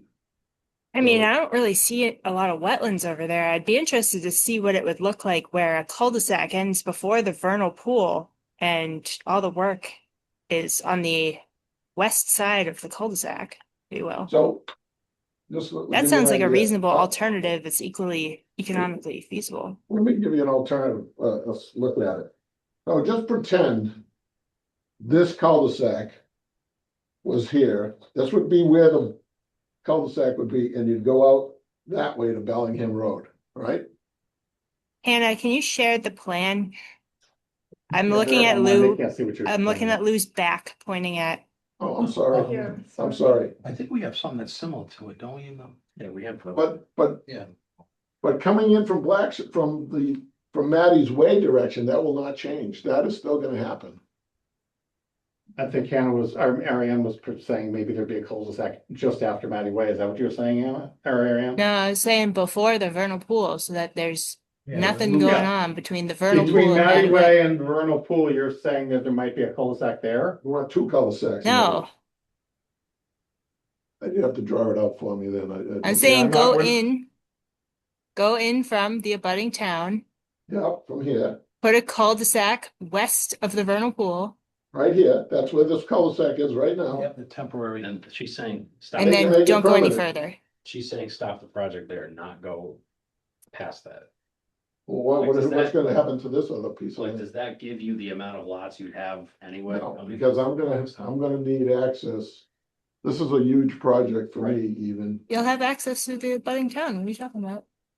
Well, for 65 or 100 lots or whatever it's gonna be, you need more than just one access from one town. And it then becomes a limited project, so. Okay, I don't well, know. that's, a lot of that's planning board stuff too. I know there's wetlands impact, you mentioned Ariane too, but we're gonna need to continue this at this point in time. I will ask a quick question of our consultants, just so I'm familiar, or up to speed in the rest of the commission here. Do we have any funds left for any kind of review in the coffer, so to speak, that have not been spent to do this report? I don't know that question offhand, but we can get back to Hannah. Okay, that's fine. If you get back, I don't need to know the answer right now if you don't, but I'd like to ask that question because that will then predicate if there's more information that needs to be gathered by the commission in their opinion, or other questions about alternatives have come up. Well, let me ask you, if we're gonna continue, I mean, what additional information do you want from us? Well, that's, just let me get there. Okay, commission members, at this point in time, we need to pause and see if we want to continue, and if we want to continue, do you have specific information that you want from the applicant or from our peer reviewers at this point in time that you can identify so that they can work on that? I'd like to see an alternatives analysis of what I just said. I apologize, but I did have plans prepared or semi-prepared to show you the alternative coming in from Bellingham Road, okay? Unfortunately, I got sidetracked on something else and wasn't able to bring them tonight or have them submitted to Hannah in time for the meeting. That'd be alternative three. I potentially. think that's important because the other two alternatives, although I appreciate the exercise, I think they're not feasible alternatives for you. One, because they're going into your lot, which you already said you don't want to build anything on. That's why you moved the basin. So that I get. And it's way more impact to research areas. So I don't think those are feasible alternatives. Although Yeah. maybe you don't want to come in through Blackstone, that is the only other potentially feasible alternative. Yeah, well. Based on the Bellingham bylaws, actually, the effect of the practicable alternatives analysis and the purpose of evaluating alternatives is to determine whether impacts to all resource areas can be avoided. So I think instead of seeing, well, if we moved it here, it would impact this much more, we'd be looking to see, okay, is there a place we could move this to minimize these impacts? That seems like the point of the alternatives analysis. And our bylaw specifically calls out that higher costs will not determine whether an alternative is practicable. That's not what it says, but I'm anyway. reading it right now. We already I kind have of an think this opinion. one would be cheaper. No, we already have an opinion from the engineers, or the Peels and Thomas, that as the plan is prepared and submitted, there are no adverse impacts to the vernal pool. That isn't specifically what he said. That is. No, I don't think so. I think you're interpreting it. You know, Anyways, we need to stop and move along. Tell me what you want. If we're gonna Let continue. us finish doing that. Motion to Right. continue? Yeah. Wait, So, wait a minute, Ariane. so I think from the letter, having a intro sheet to your waiver request, specifically detailing what waivers you're requesting. The 10-inch caliper trees has still been coming up. Yeah, it's always gonna And come up. That's ridiculous. the snow plans, snow storage, that's continued to come up, and it sounds like the Well, black how stuff. long we never heard of that? I've never heard that in all the That's meetings. been in the memo since Yeah, December, Yeah. yeah, and then we've talked about it multiple times since. I don't remember seeing it. Sorry. We've talked about it multiple times though, so So- I think so- those are the kind of like, from what I'm hearing, it sounds like that's the main concerns, is that I have one I additional do, I one. mean, I do want to see, he said he was getting planted. the sorry, Bellingham Road extension. And that would give us a full picture of everything that's I mean, feasible. I could show, the only thing I have for you that I would show you, the previous layout of the development of this property from 2014. Yeah, and that Shows coming in from Blackstone though? everywhere. Okay, It's coming in from North Street, Blackstone Street, okay. Bellingham Road. Keep in mind that there's another part of this 200-acre site is another 28 acres that's on the northerly side adjacent to the town's land. Yeah. So, there's the big property. It's, it's not easy to do, but again, I think you should really read, the regulations a little closer, PM or Ariana. I think. I've got them in front of my face. So I don't am think you're reading gonna get them. Much closer than that. Well, it's misinterpreting what. Well, that's where we would defer to our legal. We're not gonna get into that between you and Pam right now or anybody else on the commission because we need to move this along. Can I So get, what is it that you want? 3? Wait, we're not done yet. We're still listening things. If you just get us in the loop, just chill. All right. Go ahead. I have one more James. thing. So this whole parcel's in priority habitat, right? Excuse me? It's all in priority habitat? No, It's not? Not anymore. not anymore. Oh, it's still showing up on mass. I know. It's, the maps aren't gonna change until later this year. Okay, so what biomap has been updated? So did you guys go through a MISA checklist Yeah, and any, I buy it. all good? Okay. Do you have a copy of their either like no effect Yeah. letter or, okay, did we have that? Maybe. You want that, or maybe it doesn't have any implications for this application. I'm happy to provide I think it. it does because that potential priority habitat surrounded that vernal pool. No, doesn't surround it, didn't extend to that far anyways. Priority habitat only was on the westerly side. Yes, that doesn't include that. That's the vernal pool right there, the blue dot. Yeah. My cursor is. Yeah, it goes around the vernal pool, right? Right. Yeah. So it's on both sides of the vernal pool. So in my mind, I think it's spotted turtle there. I don't think it's It's the eastern box too. CVT or, Yeah, yeah, it's what- Yeah, but all the priority of town is technically gone now, so. okay. I'd still, if you have it, be nice. for the Yeah, commission to review it. Don, you have anything else? No. No? Okay, one of the things I had as a note that is impact after the road is constructed, but since it may be a private way indefinitely, as was even mentioned tonight, it would be a responsibility of someone to maintain. I'm not satisfied that we are properly addressing the issue of salinity to the vernal pools, which I've read at least 1 or 2 articles about. And I'd like to potentially ask our consultants, and or the applicant about What is it? road salt in particular. Right, but that's what the Snow- like a snow stormwater management. management, that's what Snow stormwater management. Yeah, and I haven't seen something that addresses that specific, It's in the, it's the in- salinity of the vernal pools, not just how are we gonna shovel the snow? no, it's the water that goes in there. into And the rest- salt that's being treated on the road as you go up and down it, and any other potential things that get shoved off into the. Improve, as an improved roadway or as an existing roadway? No, as improved, it's not treated right now as an existing roadway. Right, so So there's no salt impact. We have There a- will be. we have an operation and maintenance plan that was submitted with the stormwater calculations, which is in front of the planning board. So if you're getting into stormwater management now, want to make. No, I'm talking about environmental impacts to a resource area from a particular effect, which may be addressed in the stormwater management, Right. but I am looking to get So, environmental impact of that, and I don't think your report covers that. I haven't seen that report. yeah, so usually, I mean, this happens everywhere. Towns do it. You have low salt, low. No, that's not gonna do it for this particular area, I don't think. The reports I'm reading are that any impact is no good, so you'd have to find a way to. Hey, this is to satisfy protecting the resource area, so I'm looking to see if our consultants can provide information. You've asked, what else do we need to get our consultants So what or is it exactly? Salinity? salinity, the impact of road salt on the salinity of vernal pools. Okay, and then are we proposing road salt? Or I don't know. I don't know what you're proposing for that, I just know that it's a road, it's gonna Right now- be treated, it's going up a hill, it's absolutely gonna be treated. We're not gonna propose any road salt. No, that's any chemicals at all. You're just gonna plow it. I don't think there's any town, any road in the town that doesn't have impact. Anyway, that's my question. You asked, what do we all need to know? I answered it, now we're moving on. So, do you What willing else? to continue? Yeah, sure, I enjoy coming here. It's a I'm sure you do. Spirited discussion. Pam and Ariane, and make sure you guys have any other questions? Nope. Not Okay. at the moment, no. And after Beals and Thompson's gone back to us as to whether there's any money left to review anything else, if those items that. No, did you have one? No. Okay.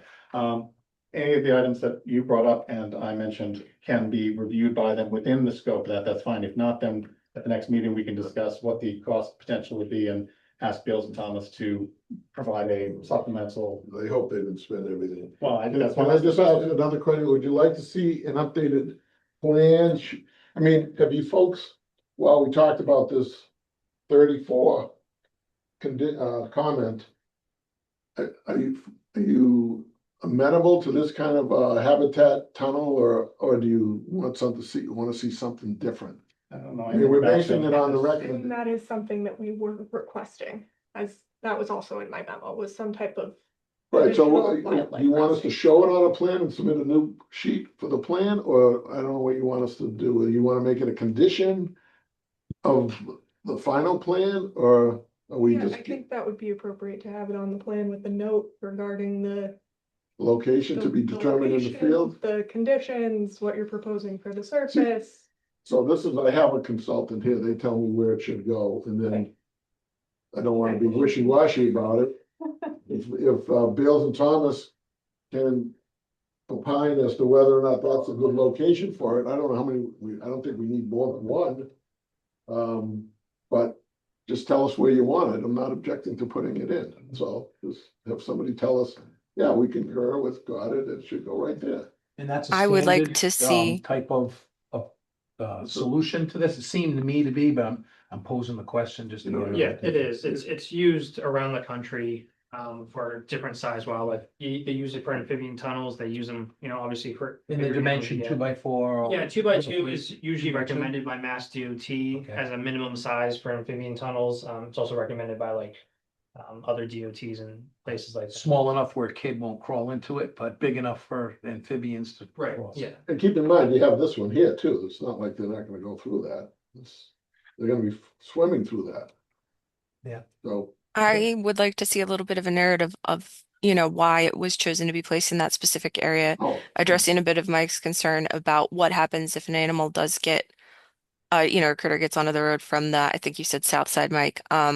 I would also be interested in the data, like how much of an impact does this have? What do we know? Percentages? Do we have anything to show us how this works specifically?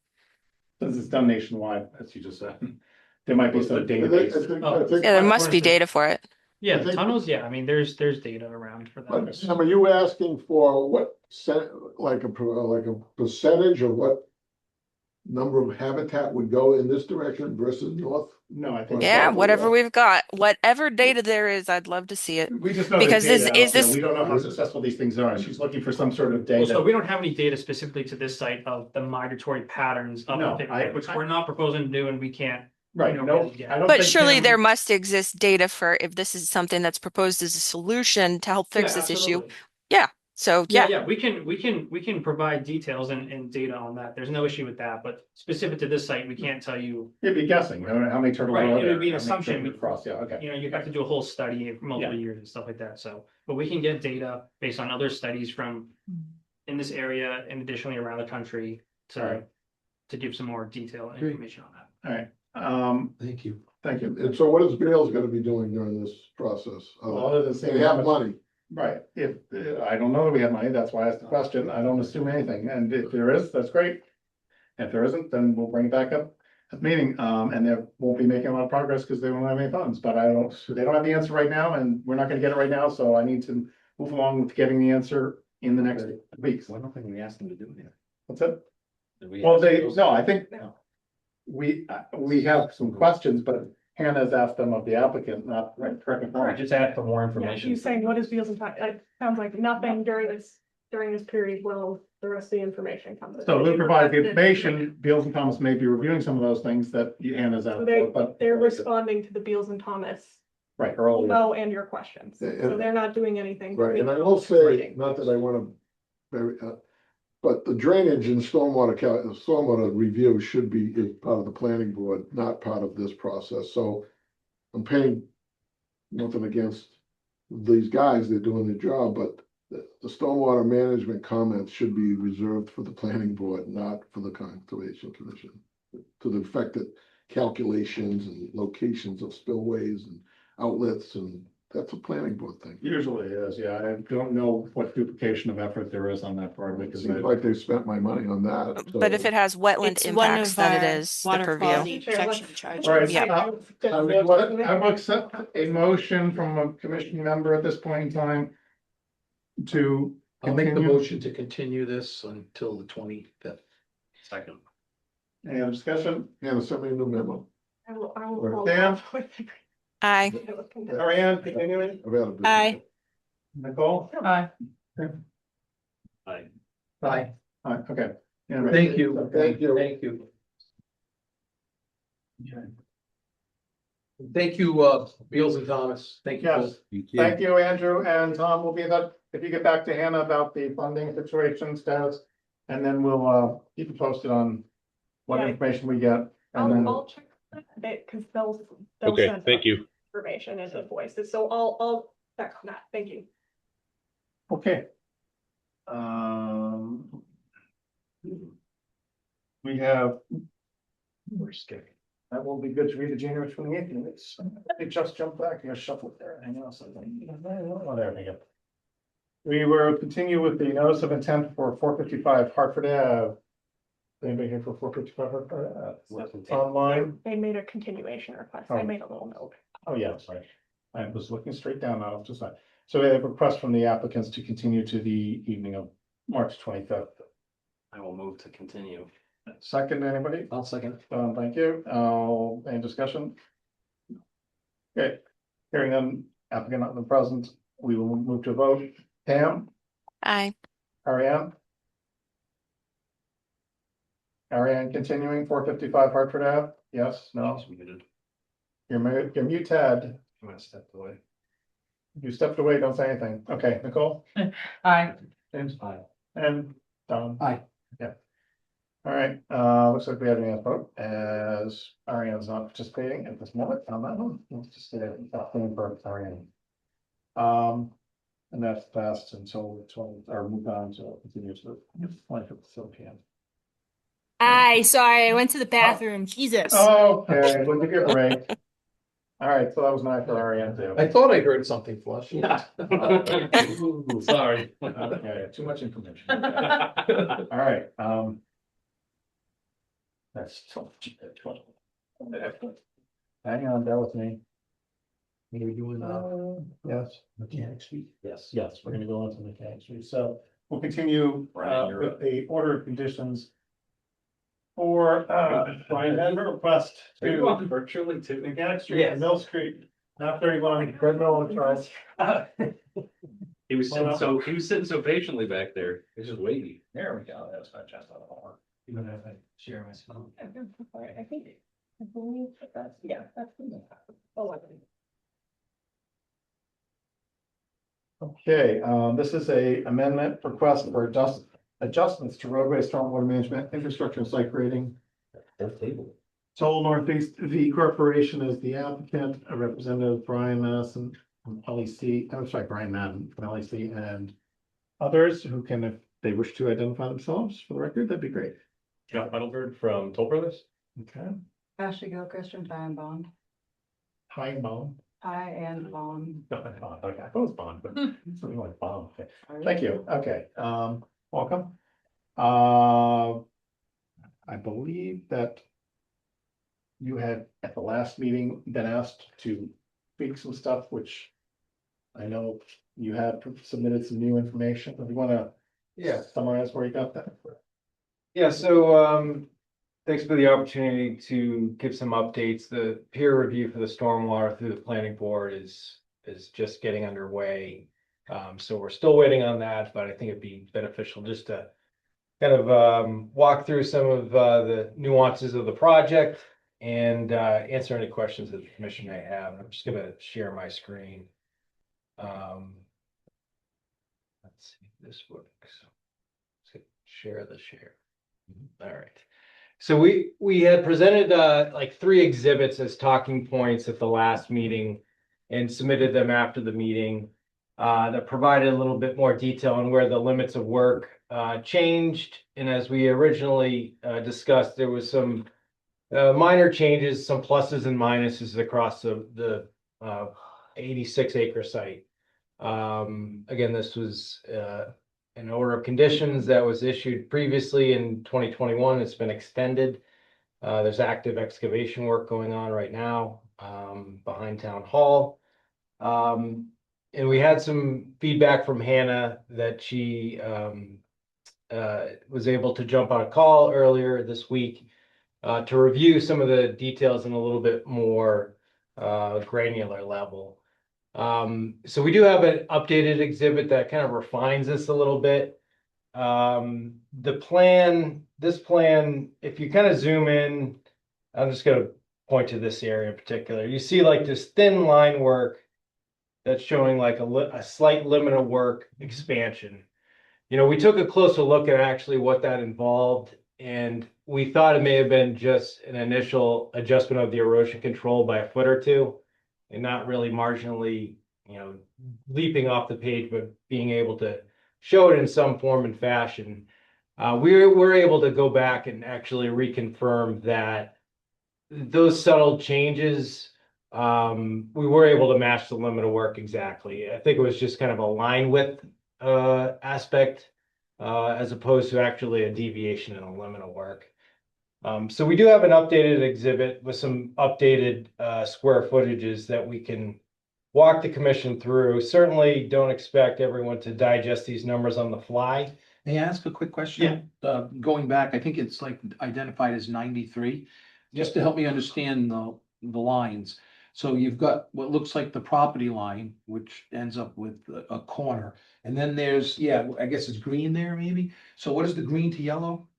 Yeah, so the green, this shade of green is originally representative of a slight increase in the buffer zone between the 50 and 100-foot buffer zone. Okay, so that corner, I was trying to just on my screen, I wasn't seeing the color well. Yeah. Okay. The olive green directly north of that top of page was an increase between the 25 and the 50. So we kind of color coded it, and you really have to zoom in given the scale of the broader plan. But you know, as Hannah was able to kind of get some feedback to us that I think will be informative to the commission, we were able to shore up some of those line discrepancies and really focus in on where the pluses and minuses actually are occurring. And I'll share that plan right now. And what we included on this plan was actually a breakdown of the square footages. There may be a lot of information on this plan, and I can zoom in, and certainly we can pull up the individual plan sets with the more refined regrading. But what this plan highlights is exactly where those pluses and minuses occur, what the square footage is, and what the totals tally.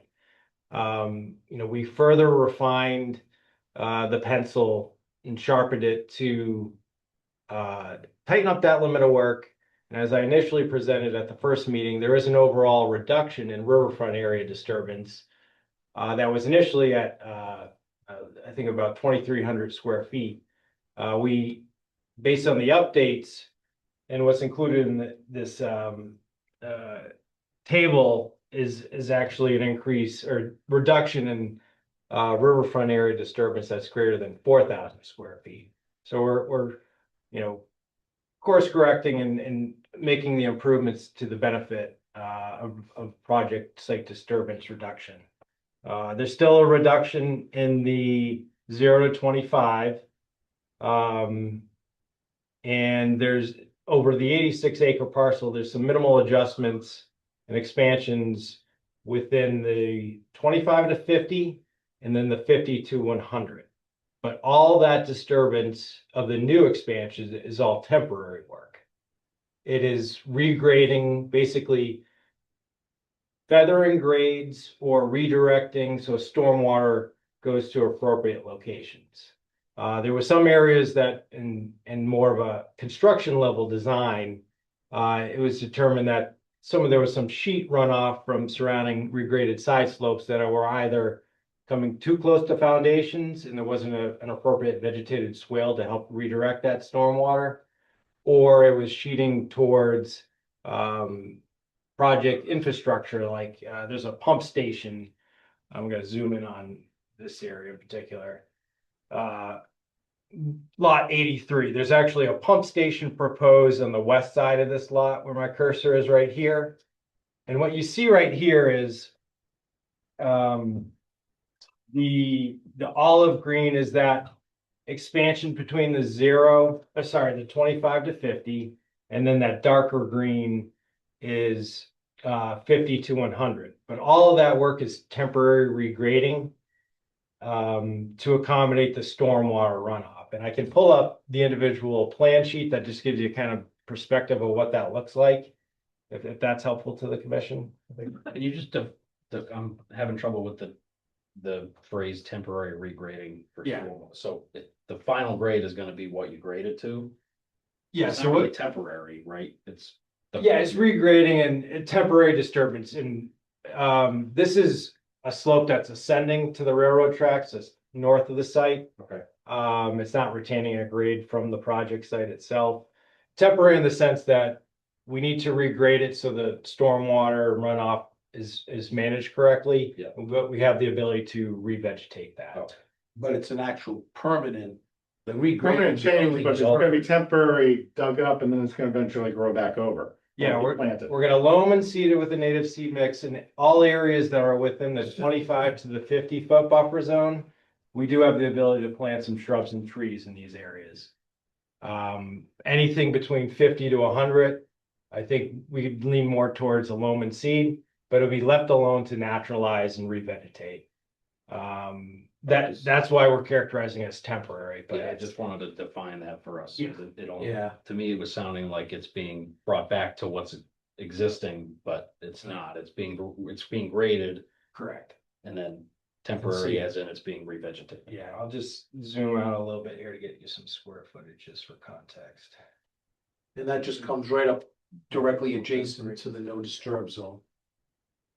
Yeah, so you can see in this area, there's about 1,200 square feet and a little under 2,000. But let me pull up the plan set to get you some orientation. Start trying to navigate around it. All right, so I'm going to zoom in. This is what we were just looking at. This is lot 83, lot 84, and here's the sewer pump station that was part of the original approval, but was not included was this vegetated swale. So this the swale directing stormwater away from the sewer pump station and away from the foundation of the structure. So it's overland flow that just naturally infiltrates and recharges. This slope going uphill towards the railroad tracks, that's that regrading and what is temporary in the nature of we're going to restore it back and or enhance. This area in particular is primarily just like a monoculture of eastern white pine. We can diversify that planting mix to make it a little bit more multi-level for species and vegetative composition. But it again was what we're proposing here is a 3-to-1 side slope. What, based on the information we have right now, is we think that is like a worst case scenario. It ultimately could be tightened up if geotech comes back and says you can go with a 2-to-1 side slope. But we wanted to show you worst case scenario. But the overall intent of these changes is to manage stormwater and runoff more effectively than I think what was initially contemplated in the design. There's a couple other instances across the site that I can bounce around to that give you some level of context, but I'd be happy to answer any questions to this specific area if there are any. Ariane or Pam online? I don't have anything right now. Is where you're zoomed into, Brian, at that northeast corner? Me either. Okay. With the two lobes of the development, yeah, this is on the east side, the north side. Nicole, Dom, Nope. James, any questions about this particular? Not about this part, but I guess getting to the impacts table that you provided. Yeah, do you want me to go back to the one that you have in the file? Yeah, I think that was pretty helpful. I'm trying to understand, so you have permanent work in BVW buffer zone only here, but then there's buffer zone on site above that in the resource area section. Yep. And the numbers are different. I'm trying to understand what the difference is. Yeah, we've been trying to make heads and tails of it as well. And this, I'll share this other. I'll share this other plan. It kind of gives you a little bit of a breakdown.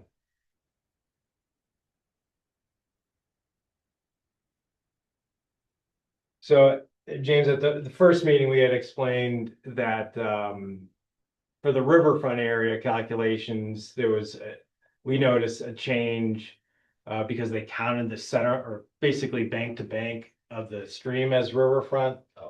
So that changed the net calculus, took basically 17,000 square feet off the table.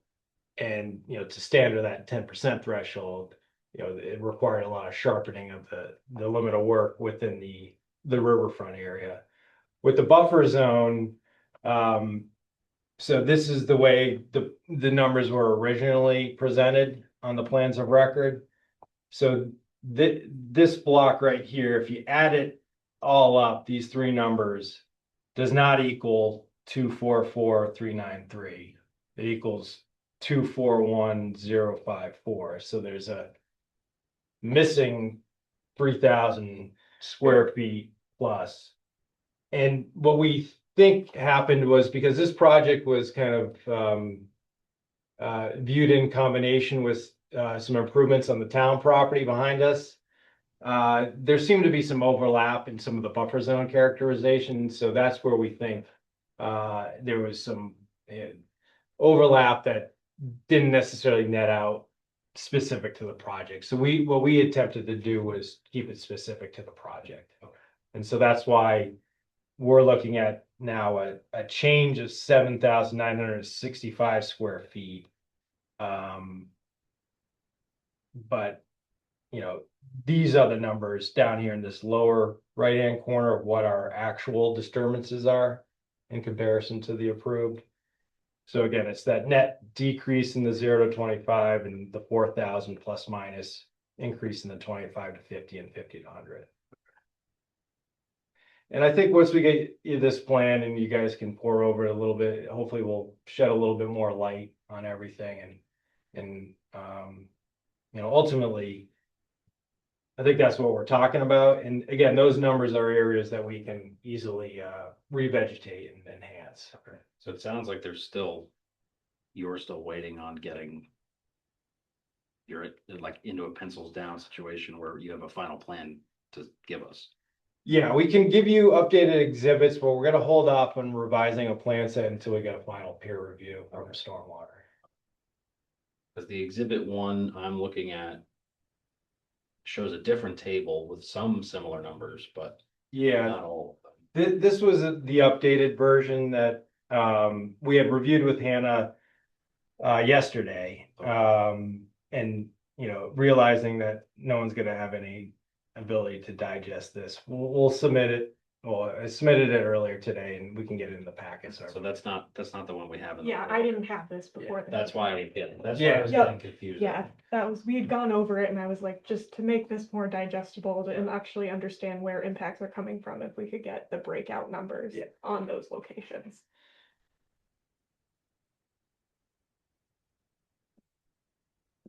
Okay. Don, additional questions or not? Knowing that you still have to get the stuff and Yeah. be able to take a look better at your leisure. Just one question, it's lot 88. Yep. I was just comparing a couple of the different lots, and in one of them, it looks like it's, Go back to the one you have. yeah, this isn't the right one. It Oh. looks like it's into, is it? Well, the no disturb. Yeah, the no disturb zone, a fair amount.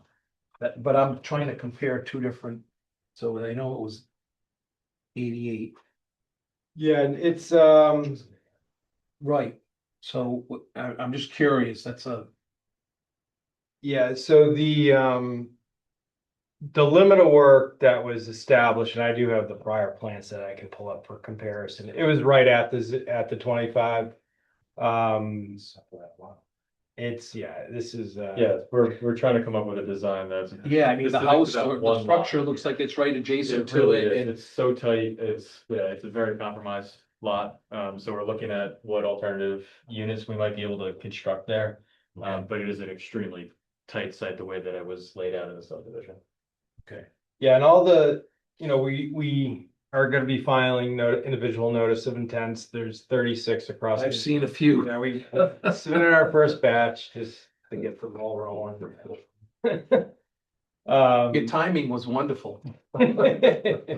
Well, we were thinking on that was we could submit those, maybe open them just so we can start the conversation. So Yeah. we understand what it is that you would like to see in these packages, because there's gonna be 36 of them. We'd like to start off on the right foot, make sure that we're doing it correctly. And those that you gave us, I'm sorry to interrupt you, those that you gave us, are they sort of randomly representative or are they focused, because we haven't seen them yet, in one particular area, Yeah, we are blocking these per areas of the property and that have similar buffer zone or resource area impact. Okay, So perfect, it'll just be easier, at least for Exactly. someone like me to be able to digest them.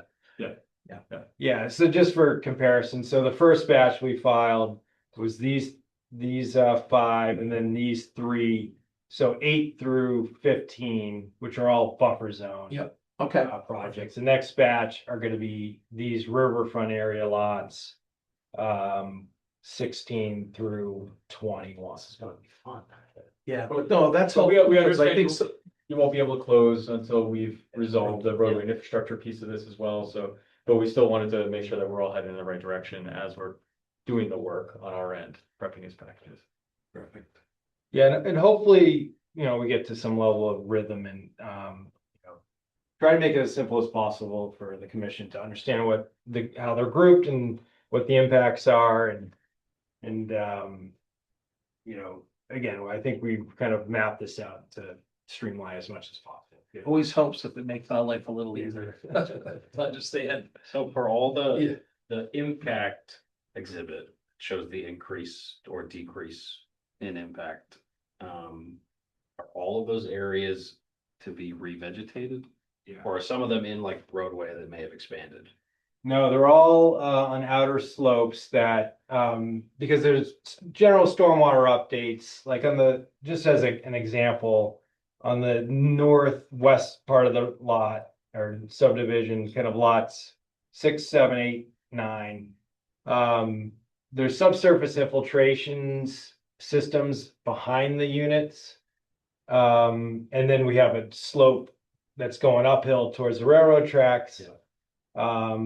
So we wanted to accommodate enough regrading to size those subsurface infiltration systems and not have sheet flow towards the foundation. So it's all gets appropriately directed. And, I can show you that in a little bit more detail, just as a comparison, just so while we're on. A lot of this stems from us getting into the fine detail of every lot and saying, okay, this is the home that's gonna actually get constructed here. And this is what we'll need to do as far as infiltration goes. And once we started looking at that level of detail, it was just tweaking those contour lines to make sure that everything graded out correctly. Yeah, totally fair. So yeah, this is that northwesterly portion, so the subsurface infiltration with 10-foot setbacks off of the foundations. And having that swale at the toe of the slope to redirect everything away from the houses down towards the basin. And again, this is a 3-to-1 side slope that, is worst case scenario. We may be able to tighten it up if geotech says we can go to 2-to-1. On the southwest corner, it looks like it could be within a jurisdiction. What is C1 designating? It's a pretty large swath of. Yeah, so there's 5 what we'll call townhome lots where they're not single family. There's 3 of those lots that occur within the commission's jurisdictions. Those are going to be the last batch of NOIs. So C2 and C1. Exactly. Okay. Yeah, and there's maybe like an edge of a structure or some regrading that nibbles into either buffer zone. Yeah. But you can see even I see on C2, that's what caught my attention. You see the little purple. Yeah, so area, and then the purple is a reduction in the riverfront area, so it's an area we were able to tighten it up. Yeah. And I think we incorporated some retaining walls there to tighten it up a little bit, but this is a riverfront area to this unnamed perennial stream that there is a little bit of work within. I think maybe a small section of the building may be in, but that's like the last stop. That's on the time. Yep. That's of 28. No, just kidding. Okay, additional questions? No. Nicole? No. All right, I think best Pam and Ariana if they had any questions, but Don and Jens, okay. I'm good. Thank All you. right, Nope. so your request is then to, I'd like to continue once we have but I was hoping to hear like a little more definitively when, are you batching up stuff? Do you want to do it in 2 weeks? Do you want to do beyond that, out 4 weeks? Let's keep 2 weeks for now. And we'll probably end up continuing just ahead because it's unlikely that we're gonna get the peer review back and us be able to resolve the I comments. think HACT actually has not started yet. I think there was some confusion about the major versus minor permit and then not starting until they actually have the major permit. I mean, it's technically planning, it's tough because it's technically under planning board, so I'm not like 100%. Are you going tomorrow for that? I assume it's tomorrow. It is not. Oh, it's not continuing No. tomorrow? Okay. They voted for Yeah. we requested that they vote for a major modification instead of a minor, which meant that we actually need the full notice to go in, which meant it's pushed out another 2 weeks. Okay. All right, so you'd like to continue for 2 weeks anyway, so we have a request from the applicant to continue for 2 weeks, if someone wants to make a motion. I'll make a motion. Don, all right, second. James, all right, thank you. Any other discussion about continuing this hearing for 2 weeks? All right, hearing and seeing none. Pam, Hi. Ariane, Aye. Oh, Nicole, Hi. James, Aye. Don, Aye. I got it. Okay, unanimous vote, thank you. And you're more than welcome to hang around till the end. We'll be seeing it. Yeah, we'll see. You'll be spending plenty of time here. It's over 25. Thank you very much. Thank you. The gentleman was sitting here this whole time. I thought he was here something else. Maybe he just likes something. I would like anything from anybody on. And I thought maybe it was all the this- notifications. Be aware, I thought that was his name. James? And then James, the tree guy. Oh, no, I don't think so. I don't know, I didn't even see.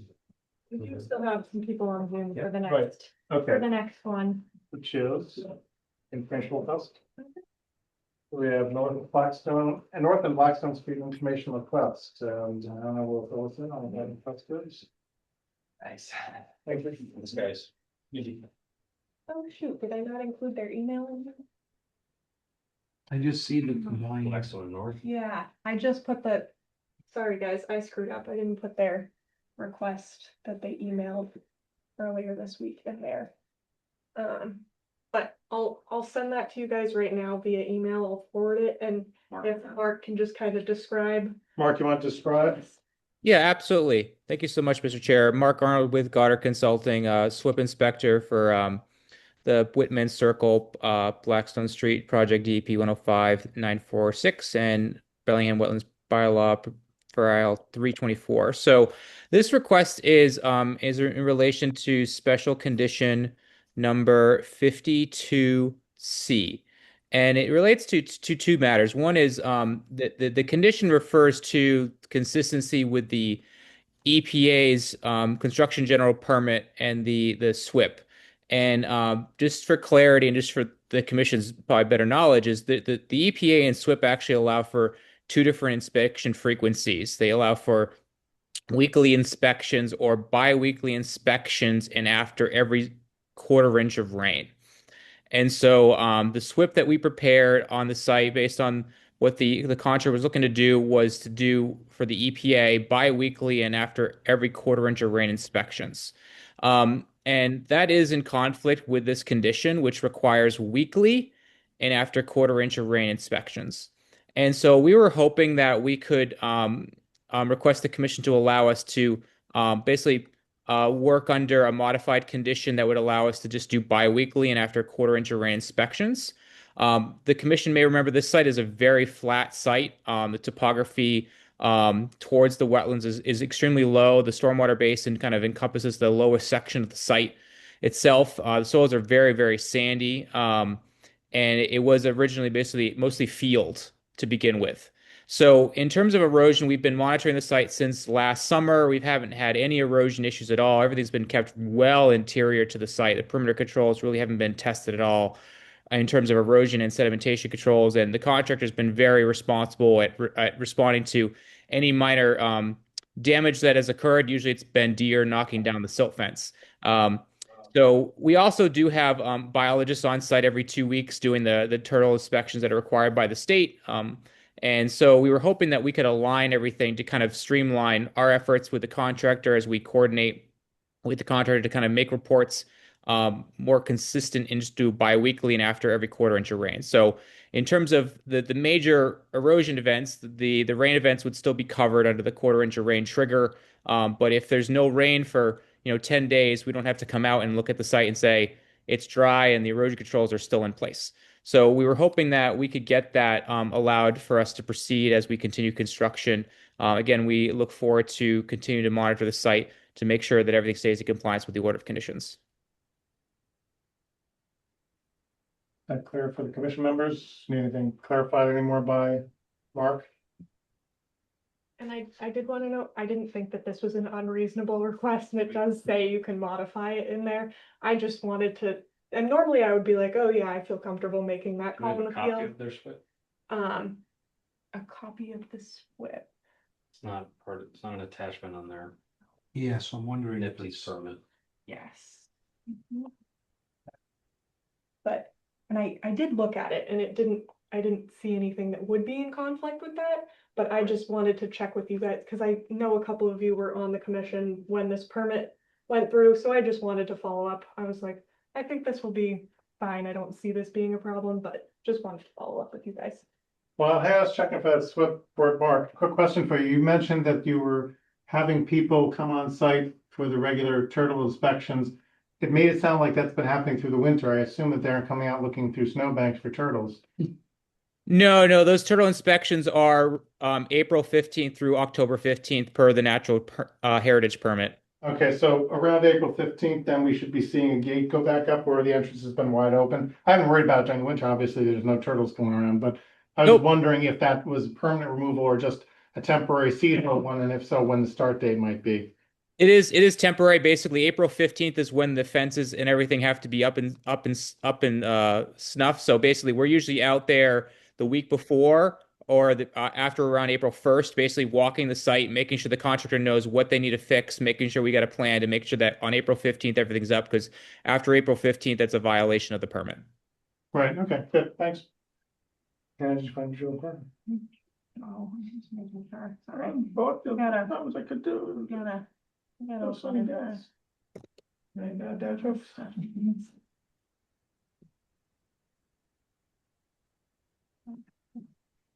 Can I ask Hang just on, an still informational looking. question? You want me to? Go ahead. I can just share. Um, my screen if it works. What does a turtle inspection entail?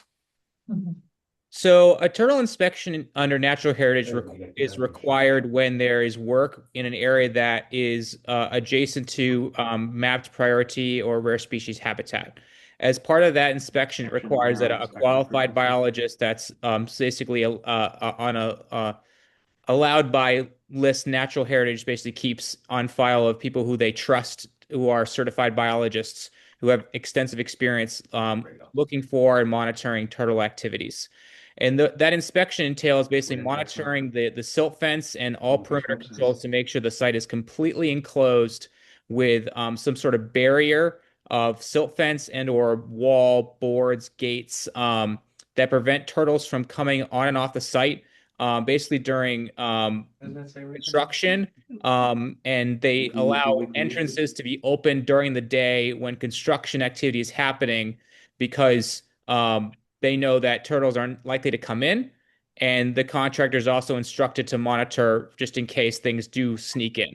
And so that's kind of the level that the natural heritage permit has. And this permit also require, CR in the back and protection of additional habitat. So this project had kind of a mitigation effort as well as basically monitoring to make sure that during construction we don't have turtles coming in, particularly to nest in the summertime, which is a major concern for turtles wanting to look in for nice sandy areas, which a construction site typically is.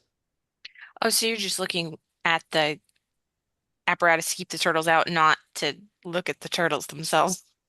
Correct. The sweeps are the inspections are primarily to make sure that turtles do not get into the site, because if they do, then they can nest, and then we have to protect the nests, and so the goal is to keep the turtles safe during construction by keeping them out. Aren't you glad I asked? Mm. Yeah, I guess so. You want to bring up what you found? And I guess this might be my not understanding it. Can the SWIP be changed in accordance with their NIFTY's permit, or? I was gonna ask the same question, I didn't know. So that's a great question. So the NIPTY's permit does not specify what the inspection frequency has to be. It specifies that we have to comply with one of the two inspection frequencies that the EPA allows under their general permit. So the applicant is able to choose which frequency they want to use. Both are optional, and some of them are at higher risk. If you do 14 days and every quarter inch of rain, you may be on site twice a week versus weekly. So it's kind of a give or take that the EPA has provided to construction sites to kind of give them an idea of, if you want to do weekly, you can, or bi-weekly and after every quarter inch of rain. Yeah, the only problem I see with this, Mark, is that your SWIP specifically identifies a weekly inspection schedule. So, your SWIP of record is prescribing that inspection schedule. I don't feel comfortable allowing like Bellingham to relieve you of that. If one, it's our condition, and also you've set it as your own condition with your SWIP. So, if you modify your SWIP, I could understand it, but I'd rather keep it consistent. Yeah, my apologies for not sending you the updated SWIP, but we did actually amend the SWIP, which we are allowed to do. to change the frequency. So there's nothing in the EPA that says you can't change the frequency of inspections. And that happens when sites slow down in terms of stabilization. Once sites are stabilized, SWIP inspections get reduced to monthly until the permits are terminated.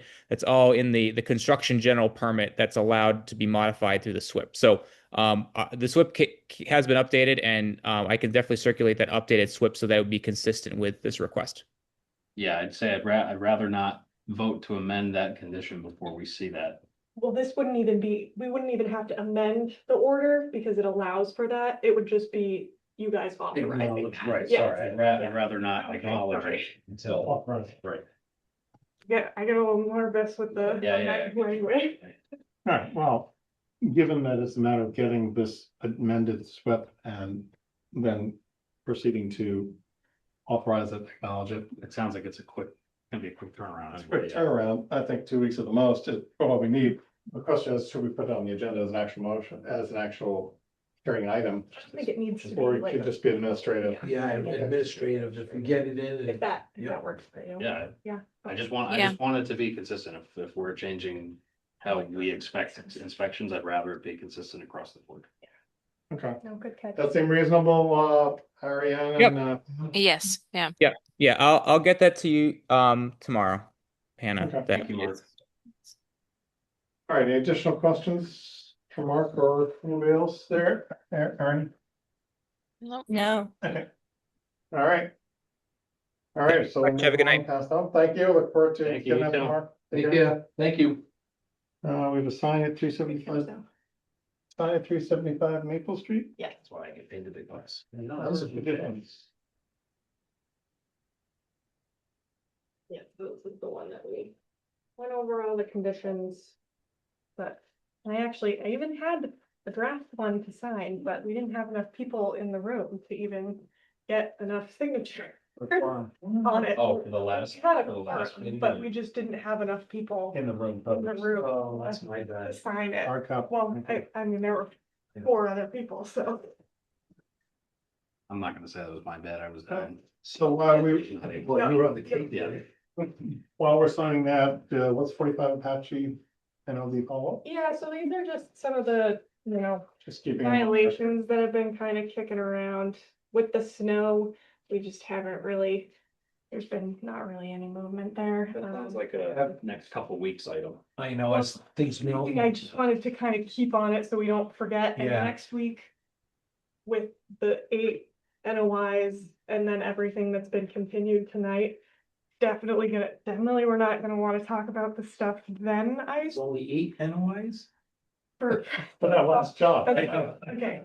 I was like, and in addition to, I think we have Good time to say. another new one. You're not allowed to quit. Oh, okay, we'll let you down. But yeah, so just to kind of, I don't know if it would be helpful to try to plan a site visit to maybe offline. I'll send out like a couple meeting dates to meet with these people, but potentially get some on-site meetings once the snow is gone to Can you, kind of so clarify some the stuff. 3 Lake Street properties I'm aware of. Yes, and that one we actually, yesterday, we just had a plan. Oh. Who brought it in, the original person or one of the other two? The The first? The consultant. the consultant. Oh, the consultant, Yeah, so okay. they got the engineer to Yep. get a plan together, so we have the plan. And I just got the electronic copy this morning, so I'll send that all to you, and then if you guys have any comments, I'm gonna write up the enforcement orders for each of the lots, just to, Yep. get the timeline on there and get the authorization for it, exactly. Did you happen to have an opportunity just to glance at it? Yes, I did. Does it Yeah. look? It looks okay, yeah, I mean, it definitely needs to have some notes on Yeah, we it, can- because it just has like and definitely have Nicole input on trees. Yeah. I think it might also be helpful I didn't check back on my notes, but to see how many trees, I'm sorry. Nicole Pet Project. Yes. not- Well, Yeah. you know what I'm interested in seeing on it is, specifically, did they cover the entire zone that they disturbed Right. within? Yeah, and it's Yeah, been kind of. because it's a so lot. I think we would benefit Three from lines. going back out there again, It's just three to, lines. Yeah. see how it's going on site, and B, make sure that the area, that there's no area, there's no. Gaps. shown, this is the area that was disturbed on the plan. That's not presented on there, it's just the planting plan. So, If the Yes, topography is that's- there, though, we should be able to tell. right, so. I'd I like to don't know. get back on site too, because I want to see how after this melt, Yes, how that, exactly. how that berm's gonna hold up. Right, yeah, exactly. This is for So Lake Street? I think Yeah, that would definitely that be goes good right one to down get to back the on pond. site for. Like I said, I just got that. Give me a little lots. Online, so I'll share that with you. Thank And you. then try to, get together a site visit. I don't know if people Might would not. prefer like to try to do a weekend day to just kind of hit a bunch of them. Or if people do. If we can just get like all 3 or 4 of them done on a Saturday. That's what I was thinking, maybe kind of just get them all Yeah. out. Okay, so I'll contact everybody, see if I can kind of arrange that. Yep. go from there, but yeah, so we got progress on that. I'll get the enforcement orders together for those 3. 45 Apache is just, there was some like landscape, like tree and wood and stuff like along somebody's edge of lawn directly into wetland area. And he's supposed to pull that out by a certain date. So I followed up with him and he said, oh yes, we'll have it done by, this summer, which is kind of what I requested to be aimed for. And he does have like some mobility issues too. So it was like, he's definitely gonna need help with that. So I think that was just kind of. In the snow over the last week. Right. Well, and then the snow over the whole winter period was just tough. So that one's kind of ongoing. 15 Cranberry Meadow. He also works with like electric company stuff, so I keep following up with him. This is the shed that was constructed, but he didn't record the order. So we had to reissue the order, and then I still haven't heard back if it was recorded or not. My plan to follow up is give him a date, this needs to be done by then, or enforcement order. I think that sounds reasonable at this point. What is he saying? Because he's been working with. That he hasn't had the chance to go out there, and I gave him the information to get it recorded at the registry if you do it by mail, and I just haven't heard any follow-up from him. And I mean, and then with the snow, like, it was kind of tough to potentially get erosion controls in there, because that's the other thing that we had talked about, because he didn't put any erosion controls in, or he said he did and then took them down, but so that's where we are on that one. 43 Easy Street. What's That- 180 Lake? Oh, 180 Lake is, Oh, that's the old one, okay. and Yep. I also hadn't heard back from her, and then she said they were dealing with some health issues in the family, so Okay. kind of just got pushed back, and I'm just, I think Yeah. give it a couple months, and then if we don't hear back Again, again, yeah. enforcement order, if that sounds reasonable. Okay. And then 43 Easy Street was the one that I had put the, I believe the information, not in this one, but this was in, let's see if I can pull it up. This was a bit ago, yeah. Easy Street. This is one we just kept pushing. Yeah. That's what I think. Yeah. Okay, yeah, so this is I'll pull it up, but. January 28th. Oh, good memory, remember that. This was the notice of violation that I had sent out. Essentially anonymous complaint saying that there was chicken coops back there, that they've been cutting trees, a bunch of different stuff. Took me a little while to get out there. They contacted us. I did get out there, but there was still snow, so it was difficult to see kind of the limit of stuff, but it did look like the chicken coops were in wetland. So they'll definitely need to come out. See. So Oh, and the tree thing, it was a little bit weird. I don't know if she'll kind of want to explain it at the site. There was some back and forth about I was allowed to do this by the previous conservation administrator. They were dead and dying, so there was no paperwork to back it up. Conservation administrator was dead and dying, she's not. No, sorry. Neither one of them. Some of the trees that were cut down were dead or dying, or were in buffer zones, so she had reached out to the conservation office and no one had ever gotten back to her later for things, so there were a couple other trees that had been cut. So, but the tree cutting, some of them did look like they potentially could have had some health issues, so to be honest, a little less concerned about the trees in my opinion, much more concerned about the chicken coops and, you know, the disturbance around the chicken coops in there. So, Don't they have to get permits to put a chicken coop on their property? Like yes, with livestock Board of farm? Health. Yeah, Yeah. Chicken. I had to get permits to put my goat. So coop. the I chicken think coops it's a are, certain size. the chicken coops are, Don't be afraid of the chickens. yeah, the chicken coops are here, so they're also. They're not on their property. Right, so she said she also has like an agreement with the Vendetti property owner, and I did send the notice of violation to them. I haven't received any follow-up back. So when they do go through the enforcement order to follow up on stuff, they're gonna need sign off from the property owner. Also continue to try to contact them or see if she can contact Wetlands back by the chicken coops? You said it was Vendetti property. Well, I was trying to look to see how close the So wetlands it's were. Vendetti, that was sad.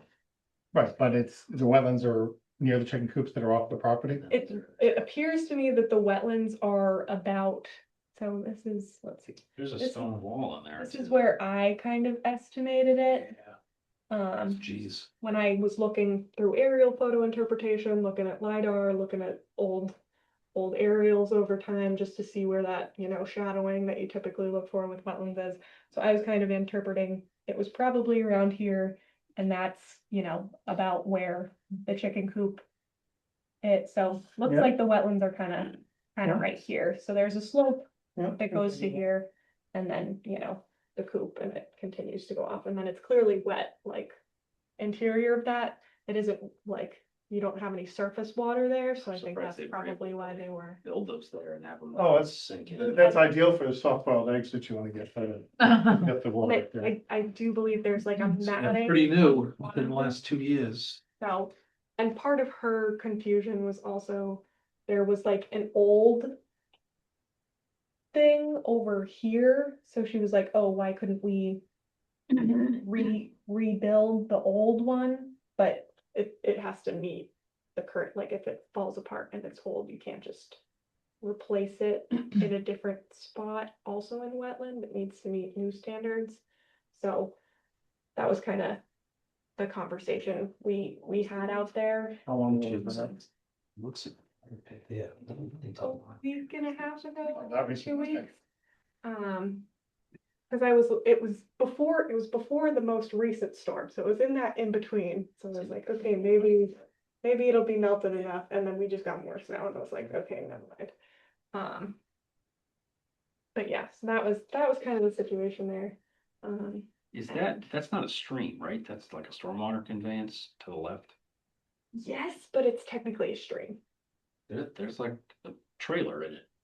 Yes, and that's also, so that might be a zoning enforcement issue. I did say that they need to move that. It wasn't, actually, what, honestly, I'm having trouble remembering if it was there when I was there, but I did say that was something that they would need to move, because that's also probably a zoning enforcement issue. So just kind of a bunch of different problems there. Yes. But yeah. So. Okay. And I did try, she was very distressed about it, so I did try to, you know, clarify, like, it's not a punitive thing, we really just need to work together and get the wetland back, like, so we're not building in the wetland. I mean, yeah, I would say my biggest concern would just be getting those coops out. Right, yeah. So that was our conversation, but I think it would help to, you know, have people on site and kind of. Expand the conversation so she doesn't feel so cooped up. Yeah, so I'll reach out to those ongoing things and see if we can, you know, maybe get something in the next couple weeks. Okay, time to do some spring cleaning. Yeah. Let's go. Yeah, everything's kind of ramping back up again. I get to go outside. We're gonna have a lot of certificates of compliances coming up too, because we've been sending out letters to try to close out some of those old ones. So hopefully we're gonna be getting some of that stuff done, because I can finally go out there and actually look to see if things are in compliance. So Just bring your boots. Oh, yeah, they're always Wet. I got my boots. I know, I got your fancy boots. Yeah, so that was most of it. I think we just have minutes and then I did make a note about all the MACC trainings. Because we do have some additional funding because it was only Ariane and I that went to. And there's more coming up? So They always have stuff going on. Yeah, they Yeah, always have usually those signed up for a online couple of trainings and classes. stuff. Yeah, Okay, so and the emails that I'm getting are more, I think, for the, where you go to a, particular location.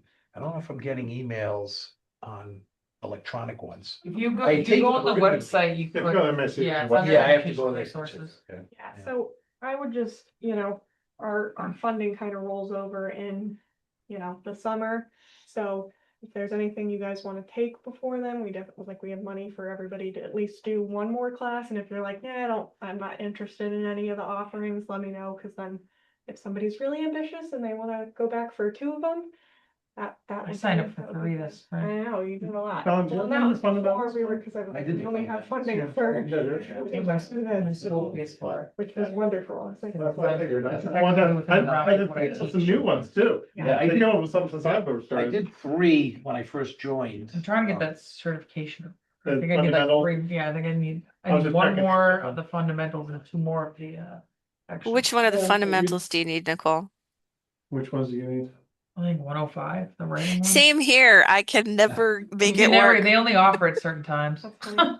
Trying to avoid you two from signing up and getting that last one on, I signed up for it, watch though. right to them and then maybe they'll be impressed by your writing I skills. think I signed up for it. I think they're offering this spring. Oh, good. The minutes, I looked at them over, I didn't say anything. Anybody else have any observations about the 2:25:26 minutes? I That's did not. February 25th of 2026, just to be clear. Nothing I saw. Ariane or Pam, either of you have anything? We pointed that out in the minutes, but I wasn't there. No. No. No, okay. This Dave that's lazy. I'll accept the motion I will take a motion to accept the minutes of February 25th of 2026 as provided by our, all great, Caitlin, is it? Caitlin, Duquette, minute taker, and someone want to make a motion? Sure, Pam. So moved. Yeah, I started blinking, it started to blink. Second from somebody? Second. All right, Nicole, thank you. Any other discussion now? Okay, Don, Aye. James, Abstain. Nicole. Aye. I Ariane. wasn't there. I don't think I. Aye. Right. Pam. Aye. Okay, we have 1 abstention because James was not there, so he's not kind of thought, that's fine. And ayes for everybody else here. And thank you very much for that. Any other business, anything else anybody wants to bring up? You want to bring up the workshop, anything else more than you just mentioned? I Okay. sent it out in the email. Yeah, I thought That's so, coming yeah. up if anybody, needs stuff. How did James, how did yours go? Oh, really good. We got like 90 people. Oh, that's So awesome. I there was were- bummed to there were- miss there it. were people standing in the back, yeah. Oh, hell Really yeah. well. Right, you crack any jokes? I tried. Oh, I was running on fumes, so I opened up by saying like, "Hey, you guys gotta take it easy on me. I just got back from storm duty. I don't know if I can read right now." You're supposed to start off by saying to any kind of speech that supposedly always works well. Hi, it's my job to speak to you and it's your job to listen. Please let me know if you finish before I do. And that usually, Well, or you can always go with the old standard. Did you hear about the mime fight? The fight between the 2 mimes was unspeakable. I met a couple commissioners from Millis. Cause on my opening, I said I'm also a commissioner in Bellingham. Yeah. So they know I'm one of them, right? Obviously. So One of them. after the thing, a couple of them came, I was like, "Oh, we're in Millis." I'm like, "Oh, no way, I'm right down the street from you." They're like, "Yeah." We're like, "We didn't know Eversource had people that like do good things." I'm like, "Oh, all right." We didn't know Eversource had people that did good Thank you very things. much. Boy, Oh my God. in that, Okay, I will, Good thing. I will, seeing no other business, so I will accept the motion to close and adjourn. So moved. James, okay, Pam, thank you, second. Any discussion? No, all right, Don, Aye. James, Aye. Nicole, Aye. Ariane, Aye. yeah, She's in the bathroom. Aye. all right, okay. Yeah, so thank you, everybody. Thank you, Hannah. I definitely need to